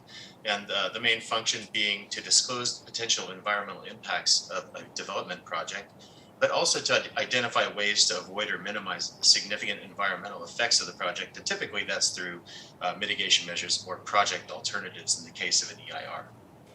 Next slide. And this is a flow chart showing the process. As you can see on the left, we're at the notice of preparation stage that's been issued by the city. And so we're in the middle of a 30-day public review period where we're gathering input from various agencies and members of the public regarding the scope of the environmental impact report that's to be prepared. And obviously, the scoping meeting we're attending tonight is a part of that process. So we're here to gather information about what will be evaluated in that draft EIR. So the next step will be preparing the draft EIR given all the comments that we receive. And once that's been completed, we'll go out for a minimum 45-day public review period again, at which point the public and various agencies have the chance to submit comments on the draft EIR. And based on those comments, the city will be preparing written responses to those comments, as well as any other changes or additions to the draft EIR that result from those comments. And also the final EIR will be sent along with those comments to both the decision makers for the city, as well as any agencies that commented on the draft EIR. At which time public hearings will be held, and if the project's approved, the EIR would be certified. And that would complete the EIR process. Next slide. As far as the notice of preparation, staff determined that an EIR would be necessary. So just based on a review of the project, and therefore an environmental checklist initial study was not required or completed for the project. The NOP was circulated for 30-day public review period, as I mentioned, and that started on July 8th and will conclude on August 8th. So make sure you send any comments to Matthew before that time to be considered in the EIR. Next slide. So these are the issues to be analyzed in the draft EIR that were determined through the NOP process. And I'll just touch on these briefly, not to take up anyone's time. So first, aesthetics, really dealing with visual views and visual character, light and glare, those types of things. Let's see, air quality. Actually, I think agriculture is not going to be scoped in, but I'll skip to air quality. Air quality will deal with the construction operation, the operation of trucks and cars and things like that that produce air emissions. So we'll be evaluating that. Obviously, biological resources relates to species, habitats, and other resources that might be on the site. For cultural resources, we're looking at archaeological and historic resources and the project's potential to affect those. For energy, we'll be looking at the project's energy consumption and consistency with energy efficiency standards and other types of things like that. For geology, we're looking at seismic hazards, soil conditions, those types of issues, and the project's potential to exacerbate or cause issues with those factors. Similar to air quality, greenhouse gas emissions looks at the emissions of the project during construction and operation and how that contributes to climate change and consistency with climate change or greenhouse gas minimization plans. For hazardous materials, we're looking at the potential for either existing contamination or the handling and use and transport of hazardous materials during operation. Hydrology and water quality will look at flooding, soil erosion and water quality, those types of issues. Land use and planning, since we are proposing a specific plan amendment, we'll look at the consistency of the project with the various applicable plans, including the specific plan itself. For noise, obviously construction and operation of the project, not just on site, but also with traffic and truck traffic resulting from the project and how that affects surrounding uses. Obviously, transportation relates to vehicle traffic, so trucks and worker vehicles and things like that, how that affects the transportation system. Tribal cultural resources relate specifically to Native American tribes and potential for affecting resources that pertain to their tribal areas. And for utilities and service systems, this is for, say, water, wastewater, solid waste, and making sure that the systems in place are adequate to serve the project. Next slide. I believe, so mineral resources and I think agricultural resources, so both of those, that relates to the site itself and what's on the site. Basically, those resources aren't an issue at this site, so they're not going to be carried forward to the EIR. Things like population housing, public services, and recreation typically relate to population increases and the demand for those types of services and facilities. So the fact that this project doesn't propose any housing, we anticipate that the projects would, or the impacts with these issues would be less than significant as well. So they won't be carried forward to the EIR. And then finally, wildfire. The site's not within a wildfire hazard area and has very little vegetation on it. So that's not being carried forward to the EIR either. So next slide. So as far as comments on the scope of the EIR, which is why we're here tonight, if you'd like to make a comment and you're in the room, please fill out a speaker request form and you can provide comments through that process. Or you can also, I'll show you on a subsequent slide, you can send in written comments as well. But please limit your comments to the EIR related issues. So basically, we're making sure that we're covering those concerns and issues in the EIR that's to be prepared. So that's what the focus of this meeting is. And as Matthew mentioned, the scoping meeting here is not a hearing on the project, or not a decision hearing where we're making a decision about the project. But again, we're just gathering information about the scope of the EIR. Next slide. And here's the contact information. If you would like to either email, mail, or hand deliver any written comments, you can deliver those to the city through any of those methods, and they'll be included in the description in the EIR about the comments received during the NOP period, and we'll make sure that they're covered in the analysis that's forthcoming. Next slide. I think that's going back to you. Thank you, Matthew. Yep, thank you. So at this point, we come to staff recommendation, and that is to conduct a scoping meeting to review, discuss, and provide comments for the preparation of an environmental impact report. And that concludes my presentation. If there's any questions of staff, I'd be happy to answer them at this time. Thank you very much, sir, both sirs. Appreciate it. And we bring it to staff. Bring the commission for any questions. I know it's getting late. For questions concerning this project, remember it's a scoping session. So we're not going to get into detail concerning the colors and schematics. We're just giving you, we want to talk about the scoping session. So those questions, and I think those areas were brought up. So if you have any questions or discussion for staff as they're here. And I see Commissioner Jimenez is ready to go. I'm ready to go. I mostly wanted to go to the slide that has the issues that will be addressed in the EIR, just to kind of keep our focus narrowed to those. Yeah. Those are not, the previous one is the one that includes the ones those. Perfect. Thank you. That way we could take a little bit of a moment to think if we have any questions. Commissioner Gomez, I do have a question. In regards to the EIR regarding air quality, can we include a comparison of air quality regarding the impact of traffic, of a comparison between an industrial building versus what would maybe a commercial big box retail building? If we could include that in the EIR, I'd really appreciate that. Noted, thank you. For the noise, it's not just during the building phase, right? It's also through the use phase. Correct. Can we do a noise study at whatever the widest range we have in order to do that noise study? Because I know sometimes like certain noise travels further, you hear it more further out than you do on location. Same thing with transportation, that's a traffic use.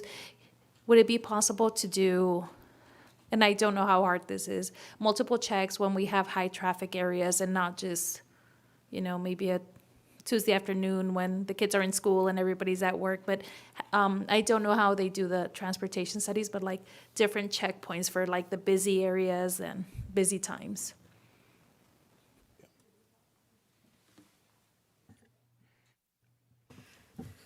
Commissioner Jimenez, typically that's when they review the traffic impacts at peak hours, yeah. It's daily as well as the peak hour travel. Yeah. This is Commissioner Lopez.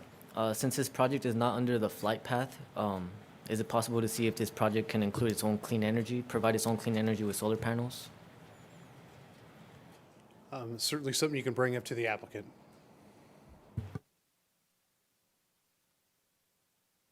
Okay, I didn't know you were through. Here we go.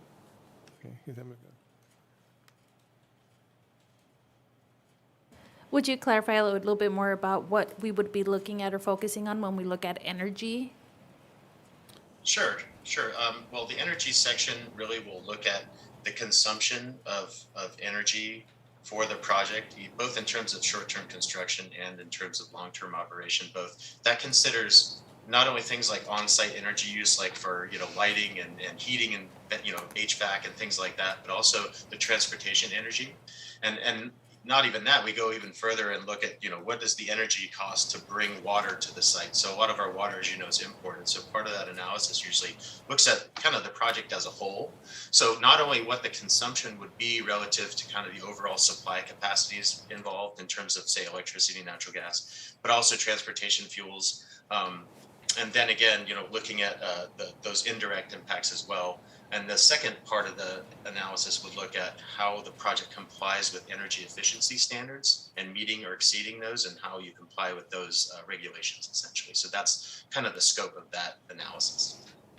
Perfect, thank you. Would we be able to do a comparison if maybe we did a big box and then those smaller ones versus a warehouse type building and those small ones, or a bunch of small ones? Do we look at different options for that site, or do we just focus on what's being presented? So typically what we do is we'll develop alternatives for the project. So alternatives are intended specifically per CEQA to try to achieve the objectives, the stated objectives of the project, while reducing any significant impacts, or if you have any impacts that can be incrementally reduced by a change in the mix of uses, what have you.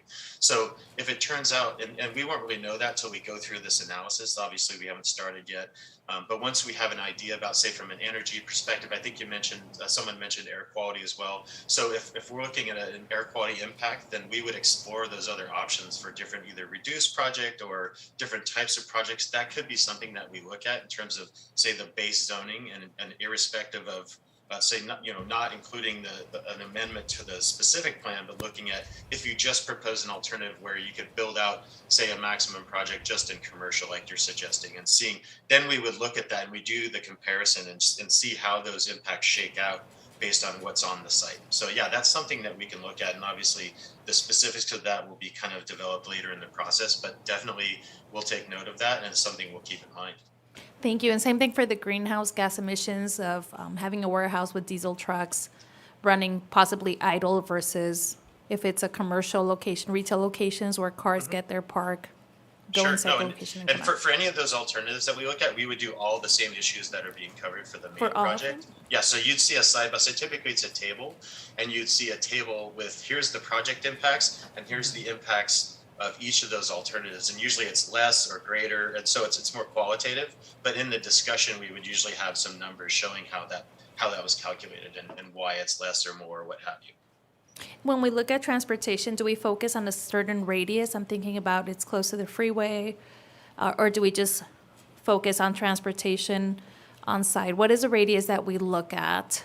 So I'm not the traffic engineer, but the main focus now under CEQA is the vehicle miles traveled, right? So that's the real operator here, and consistency with plans that relate to transportation efficiency and alternative transportation, things like that. So the traffic engineer that's working on the project with us would know more about that. I don't know if your city traffic engineer might have some thoughts on this too, but usually that's worked out in a memorandum before we even start the analysis, and so the city kind of has some input on how many, I think what you're getting at is how many intersections, how far from the site do we go to look at those intersections, and typically that's looking at like a level of service impact, which isn't necessarily an impact under CEQA now, since the guidelines changed a few years ago, but we will for the non-CEQA quote unquote analysis, we do look at that kind of thing. So maybe I'll defer to traffic engineer at this point on specifics about how that's determined. But yeah, that would be something that we look at least, from an analysis standpoint. Thank you. What typically happens, the applicant has to submit a scoping agreement, a traffic scoping agreement. and we take a look at what impacts are at certain intersections and roadways, and it can expand to quite far as far as analyzing all the intersections or roadways that may be impacted by this project.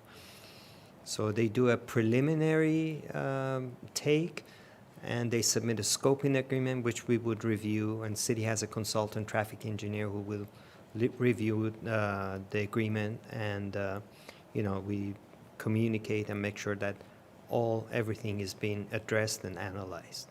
Okay, perfect, because I am worried about the exit on Ramona, because that overpass is jam-packed regardless of the time of day, and then the next street once it starts funneling. So yes, if we could focus on a wide scope when we're looking at the that focus, please. And again, you said you look at different times, peak times, and because I think something like this would have an impact. Either way, whatever is developed there, it's going to have an impact in that area. Correct. That area that you mentioned, it will definitely be included. And we do have a guideline and standard that traffic engineers have to abide by and provide the information. Thank you. 20 years of this, you have to do it. So whether it's an alternative, whether it's all commercial, no activity whatsoever, or this particular project, what would it doesn't mean you choose those. It's just those are all alternates that we look at. That's standard procedure. The other thing that's a consideration is noise. If you're going to have an industrial project north of a commercial, how are you going to mitigate that noise? In other words, if you have an industrial trucks right next to a commercial that's to the south of it, looking at that impact, what would be that impact of those trucks being there? That's a study in and of itself. The other thing which no one's mentioned is that Paris Boulevard becomes a truck route. So now, theoretically, it's going to be a truck route. Like Ramona is a truck route right now. It is. It's not technically, but let's face it, they're going to go out on Ramona Expressway from Perry, and they go up Ramona to Harley Knox. They're actually going to go up there, curve around, and go down Ramona Expressway. Because if that wasn't the case, they wouldn't be parked on Ramona Expressway right now. So I'm not saying I like it. I'm just saying until we get the signs and enforcement, they're going to use it. So that means that impact on Paris Boulevard is going to go north to Harley Knox. That's a consideration, too, that's going to have to be looked at, as opposed to having commercial. So that's one of those things that we don't like to say. It's like those little secret things, and he'll go to no, I don't talk about that. No, this is what you have to talk about, because you can't go any other way on that street because it's another property to the east. So where are you going to go? You're going to go north. So that's one of those things where when you put industrial there, you've got to take into consideration Paris Boulevard. Lastly, and we talked about this earlier about hydrology.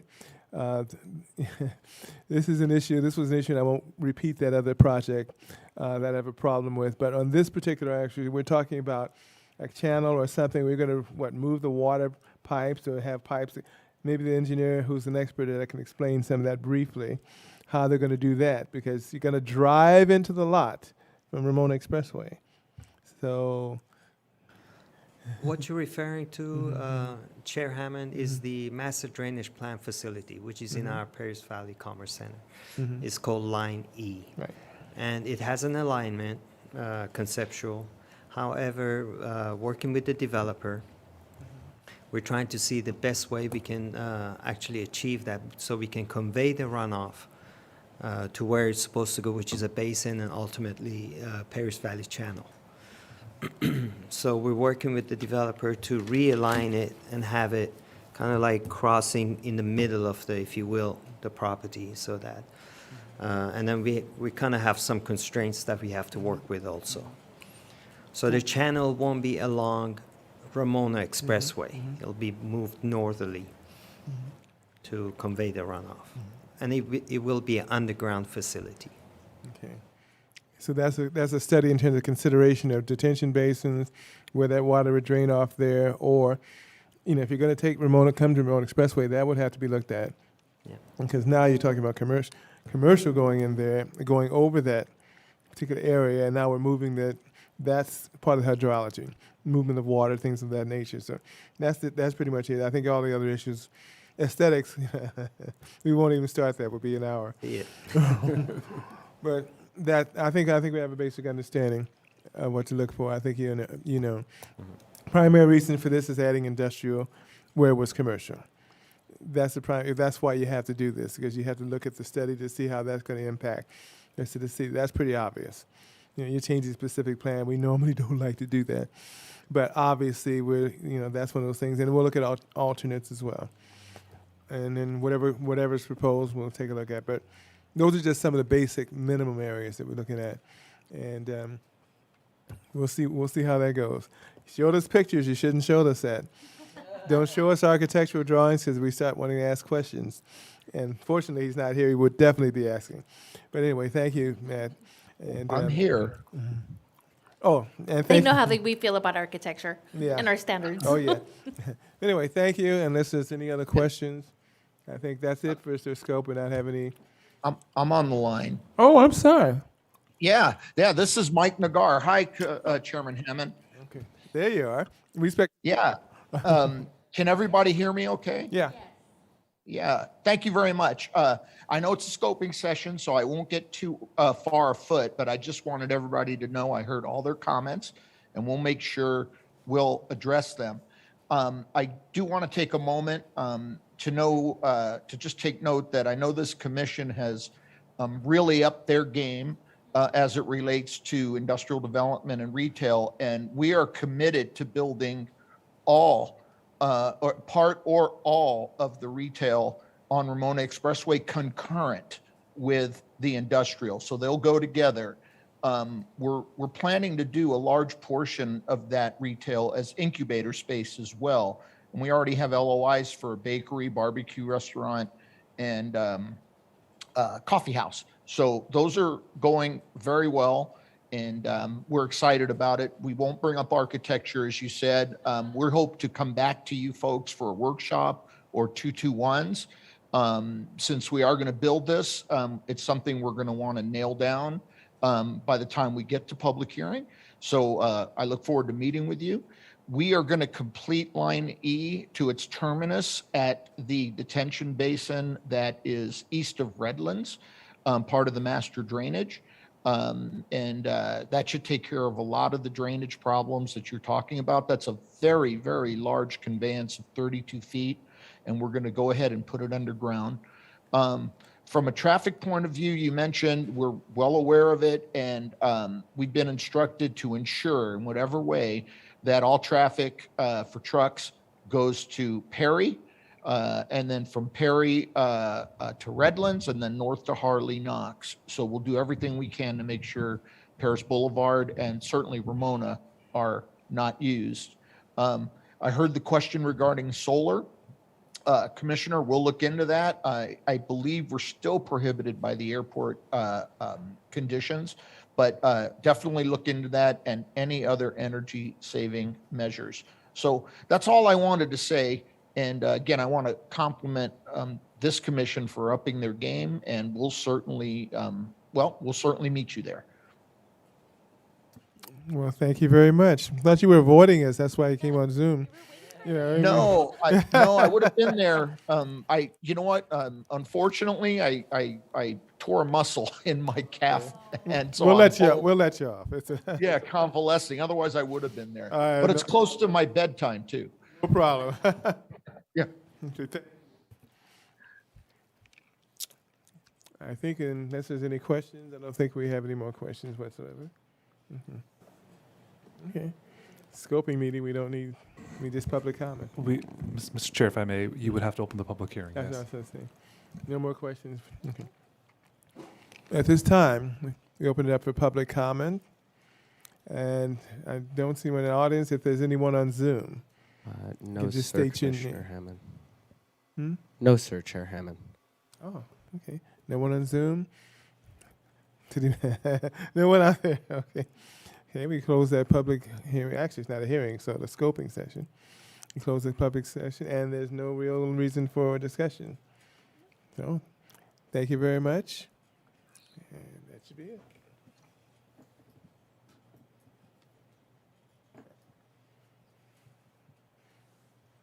What's going on? Oh, okay. Okay. Okay. Yeah, well, okay. At this time, we have item 8, business item. I don't know if you want to call that the business item. Mr. Chair, if I may, we do need to recall Vice Chair Shively. Why? He's probably eating some chocolate out there or something. Okay. But there's chocolate out there too. Shh. You started asking for recusal, so you can go eat.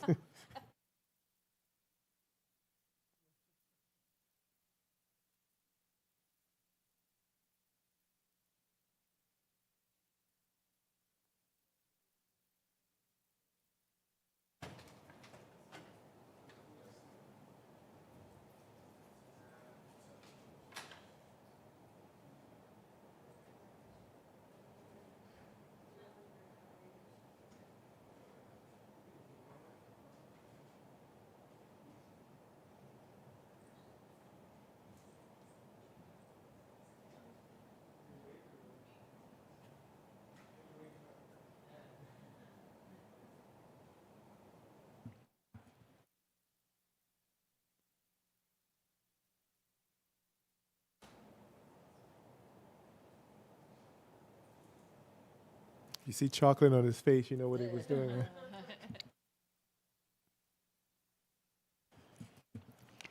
And for the record, Vice Chair Shively has returned. Maybe grudgingly, but he returned. Item 8 is a business item. I don't think we have any business item. We move on to number 9, public comment. Anyone who wishes to address the Planning Commission regarding items not on the agenda may do so at this time. If they were in the audience, we say please walk up to the podium. If they're on Zoom, hopefully we've already put in the necessary things to get on the Zoom. But please speak clearly and just spell your last name. We're not interested in the address. We're not interested in the whole thing. And that's basically for recording of minutes. So we have 3 minutes. And we also, he's still in there. There are interpreters in there as well. I almost forgot about them. So at this time, do we have any public comment from Zoom? Yes, Chair Hammond. We have one Douglas Gardner. Okay. Mr. Gardner, you are unmuted, sir. And thanks for your patience, sir. Hey, not a problem. Thank you, Chairman Hammond. My name is Doug Gardner, last name Gardner. I'd like to thank all of you for taking the time to hear me here tonight. I'm just going to read a brief statement. I represent B&B Gardner Limited Partnership for the purpose of stating on the public record our opposition to the categorical exemption by the City of Paris Development Services Department for the rough grading plan proposal, case number EA 18-05287, that will excavate 141,470 cubic yards of dirt in the West Basin Flood Control Area that consist of APN 302-140, 001, 002, and 015. B&B Gardner LP is the owner of APN 302-140-004, a 2.9 acre parcel that shares 2 property lines with this project on the south and west sides while bordering the Paris Valley storm drain on the east side. Our property is in close proximity to the property or the discussion you just had.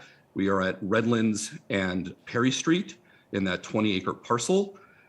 The proposed West Basin rough grading plan completed by KWC engineers lists the City of Paris as the property owners and Stratford Ranch Investors LLC as the applicant and contractor in charge of completing the work. We have numerous concerns about this project and its impact on our property. I have outlined several of these concerns in our letter of opposition submitted to Nathan Perez, City of Paris Attorney Eric Dunn, Kenneth Fung, and other city officials on July 11, 2022.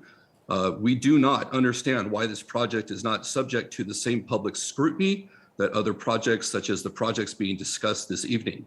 We also question the legitimacy of using a categorical exemption to approve such a large project, given the potential environmental impact from the removal of over 140,000 cubic yards of dirt and what impacts this will have on our property. The impacts on both are unknown without an environmental study and warrants further investigation. While these concerns have been documented, I am unaware of your knowledge of this project, and I'm here to share the history of our interactions with the City of Paris and Riverside Flood Control since 2017. B&B Gardner LP has worked to negotiate in good faith with both agencies. Each agency has admitted their mistake of thinking they had purchased all parcels when they acquired surrounding parcels from Mission Pacific Development Company, also known as Stratford Ranch. Further, each agency informed us that our property has to be acquired to complete the expansion of the Paris Valley storm drain so that all projects west of us, such as the 47-acre project that you've been discussing tonight, can be developed. In 2017, the City of Paris approached us and offered to pay for 2 appraisals on our property, one from them and one from us. The City of Paris completed their appraisal first, and as they followed up immediately with a letter stating that they were not interested in purchasing our property and that they rescinded their offer to pay for our appraisal. In 2021, John Abel, partner of Mission Pacific Land Company and Stratford Ranch, contacted us and stated that he was acting as a representative for the City of Paris and wanted to acquire our land at $2 a square foot, similar to what they sold the surrounding properties to the City of Paris several years earlier. This price was far below the City of Paris appraisal from 2018, and we declined. I share all of this with you because it is important for the record to show that B&B Gardner LP has worked in good faith with governmental agencies and that we have never been provided with an opportunity to establish fair market value for the property. Further, we believe that John Abel misrepresented himself as an agent for the City of Paris because he ultimately disclosed to us that he wanted to purchase our land because he needed the dirt for his housing projects on the east side of the Paris Valley storm drain.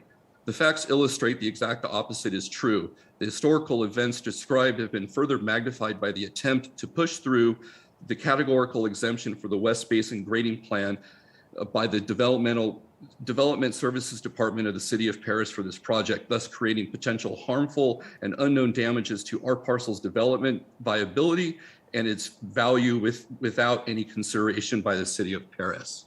I'd like to thank you for letting me read that to you. Oh, thank you very much. I don't know if staff, it's up to staff. We're not going to comment here, but. Mr. Chair, if I may, given that this item is not agendized for the Planning Commission, I think it would be inappropriate for the Commission to discuss this item in detail. Thank you very much. Anyone else on Zoom? No, sir, Chair Hammond. Thank you very much, IT. Okay. And with that, we close the public comments portion. Hopefully, briefly, we move to commissioner members' announcements or reports. It's getting late. This is Commissioner Lopez. It's been a long time. We had a good little break because of the 4th of July holiday. I just hope that everybody enjoyed it, got to spend time with their family. Also, I wanted to announce that this meeting marks 1 year since I was appointed onto the commission. I just wanted to say thank you to all of city staff, Kenneth, Chair Hammond, Vice Chair Shively, Commissioner Gomez, and Commissioner Jimenez. Thank you for welcoming me with open arms. I truly believe that this city is blessed to have such a great commission that genuinely cares about the city and genuinely holds the city to high standards. And I feel like I am extremely lucky to have such a great team that I could learn off of. And thank you for being patient. And while I flatten my learning curve, I'm continuing to learn constantly after every meeting. So I'm excited. I feel like the 1 year went by super fast, but I'm excited that to move forward with future projects and finish out my term. Thank you. Thank you. And we appreciate it. Welcome, too. 1 year. Yeah, not the easiest group to watch, sometimes, but we appreciate it. But whoever's next, I won't stop. Are you guys all tired? I'll go next. Commissioner Gomez. Yeah, I think it's been a year as well for myself being on the Planning Commission with appointed along with Commissioner Jimenez and Commissioner Lopez. And I completely agree with Commissioner Lopez that it's been an amazing opportunity, and we have great mentors to guide us through the process, and the city staff as well, who's been very generous with their patience with us as well. But as you can see, as I can see, and the developers can see, the applicants and the residents of the city can see that we're coming at the gap of understanding each other and what we're asking for versus the city listening to what we're asking for. That gap is closing very quickly, and there's been a lot of progress. It's gotten to the point where we can get through a project and most of our concerns have already been addressed by the staff, and that I think that's the way it should work, and it's just great. I look forward to another 3 years, and God willing, He continue to guide us in making the right decisions for our city. And sometimes they're very difficult, and we understand the concerns that we have that represent our community. However, we still need to make decisions, and I just understand how leadership above us also has to encounter those difficult decisions, understanding the limitations that they have. And so this is awesome experience, and I recommend anyone who had wanted to do it that it's definitely something valuable for the future. I just wanted to mention to the public and to your family members, COVID is still very much around. Please take care of yourselves, follow your steps, wash your hands, sanitize. COVID hit our home last month, and it was really difficult. We thought we had gotten it down, and that we had, been survived these past few years without getting it.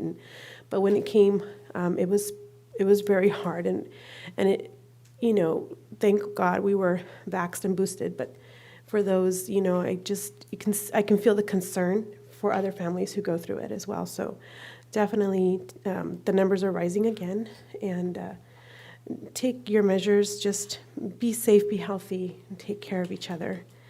I think that was it for me today. So thank you all very much.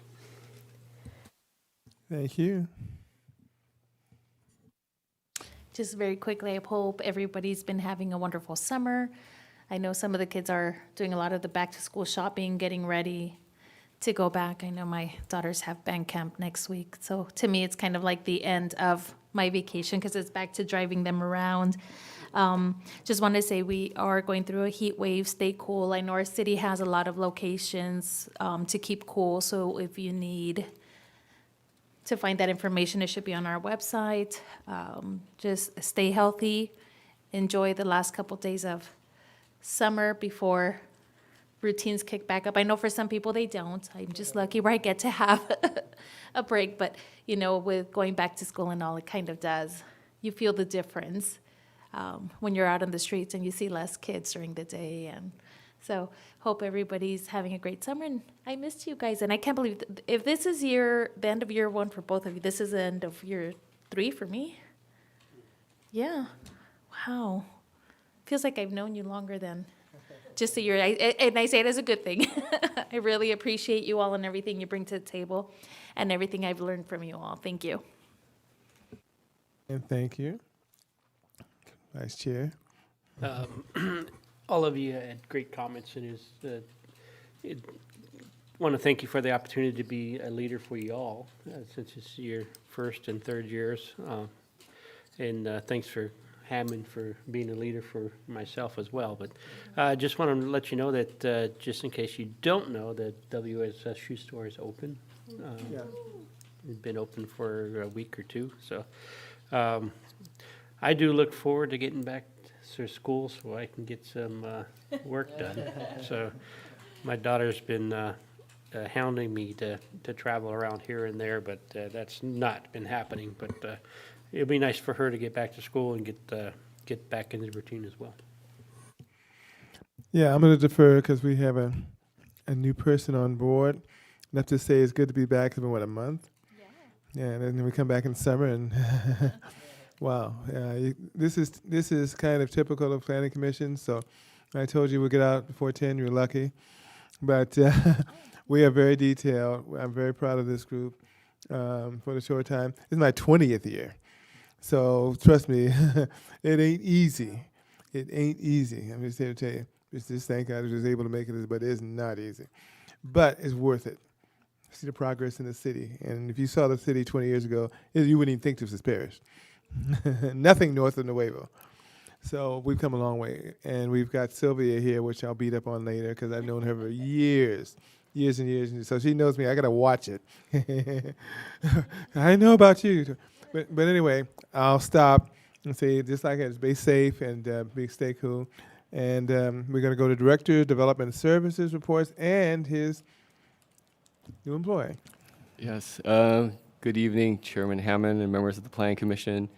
Good to be back. Hopefully you had a good break for 4th of July and you were able to get away. I did so took advantage of that break. So hopefully you did the same. As you kind of mentioned, with COVID, it is rising. There's like a 13.7% positivity rate as of, I think, a week or 2 weeks ago. We kind of get the data like kind of 1 week behind just in terms of how the record gets kept. So do encourage people to stay safe. It just seems the rates are going up, and just knowing many individuals, even in our office, who've got it, and we had to kind of work around people contracting it and trying to keep work going. So continue to stay safe with COVID and just take necessary measures such as washing your hands and things of that nature. In terms of the comment about the car wash presentation, I can make that presentation probably the next Planning Commission meeting so that the public can be aware of what's happening and where we're at currently. And so, good request. I'll do a similar presentation I made to the council by over a year ago. So that will be provided the next Planning Commission meeting. Just other things of note. We spoke with Altura Credit Union. I know a lot of public employees go to the credit union for their banking system. So we just wanted, they said we could announce it. They met with us earlier in this week, and they're going to start their plan check in hopefully a couple of weeks and get going. So those of you who are school teachers or public employees, I know that they don't have any location close by, and they did their market analysis, and this is the one spot where there's a gap. And so they're going to come in next to in the same shopping center as where the WSS is located at. So I just want to give you that update. And as you know, we've lost some staff. Ryan's not here, and we have Lupita, and we have Sylvia. You don't really see her very often. But Sylvia Vizu is here. She's our administrative assistant. She helps us out with all the meetings and the coordination for the Planning Commission tour. And so since she's here and you're here, I just want to let you know that we'll be in communication to have our yearly Planning Commission tour. It seems as if that was not too long ago, but the year passes by pretty quickly. So we'll coordinate. She'll coordinate with the Planning Commission. She'll have a tour this year. So just want to let you know that.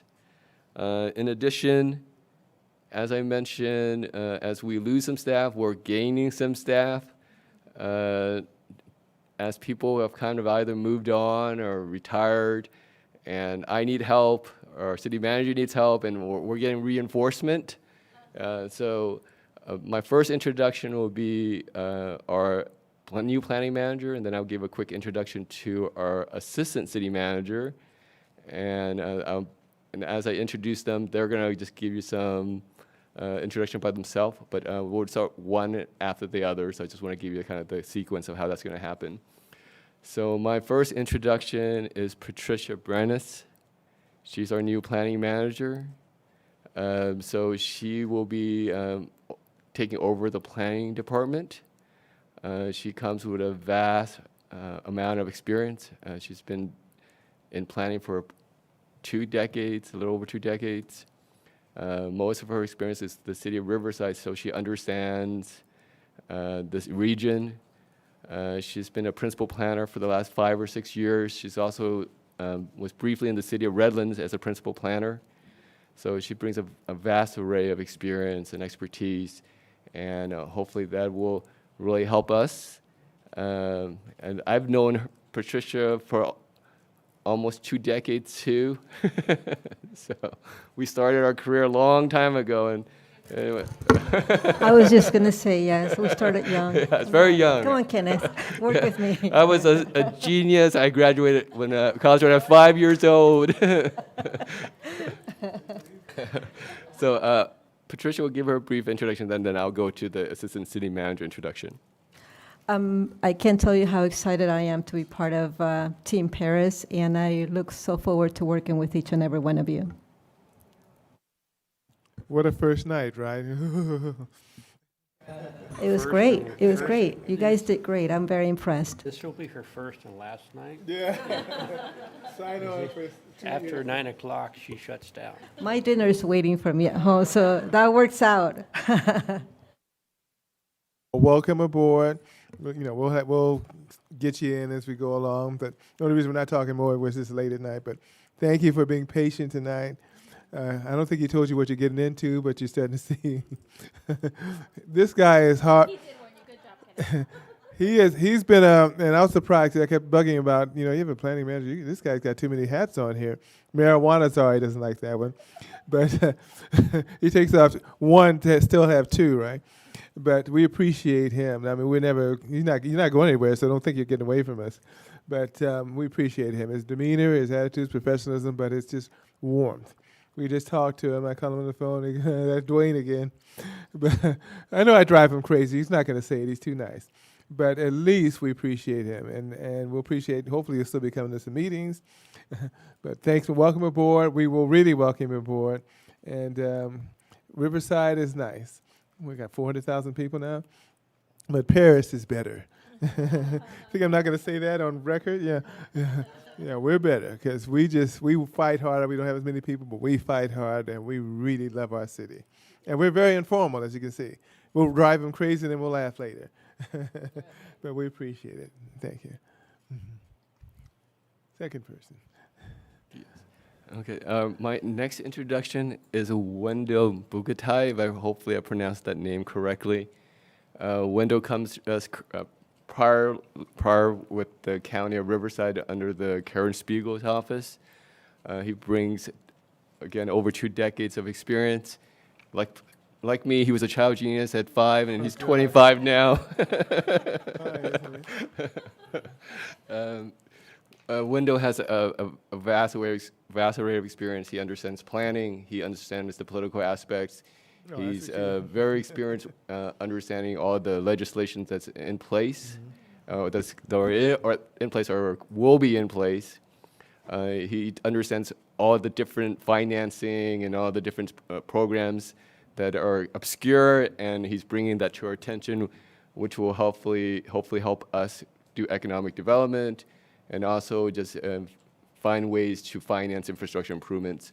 And so with him being around here the past month, just seeing all the new ideas and creativity in terms of how we can work and get things done. So with that said, if Wendell wants to do any quick introduction to the Planning Commissioner.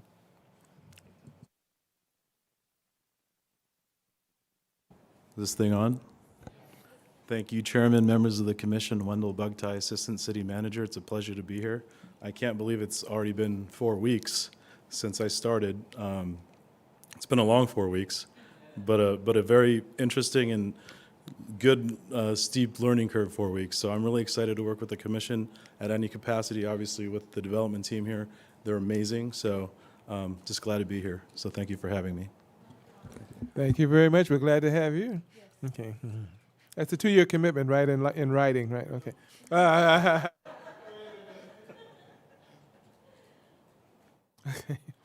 I'm terrible, okay? Let's face it. And they agree, I'm terrible. Anyway, with that said, I don't think we have anything left. Hopefully you're going to let us about a meeting, right? The next meeting?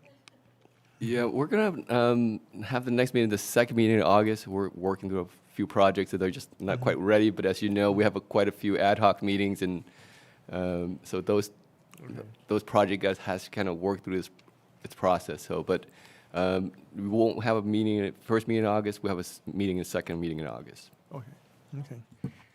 Thank you very much. And with that, unless the city attorney has something to tell us, thank you, Sylvia. Thank you we really appreciate it. She's still typing. I mean, that's really dedication, yeah.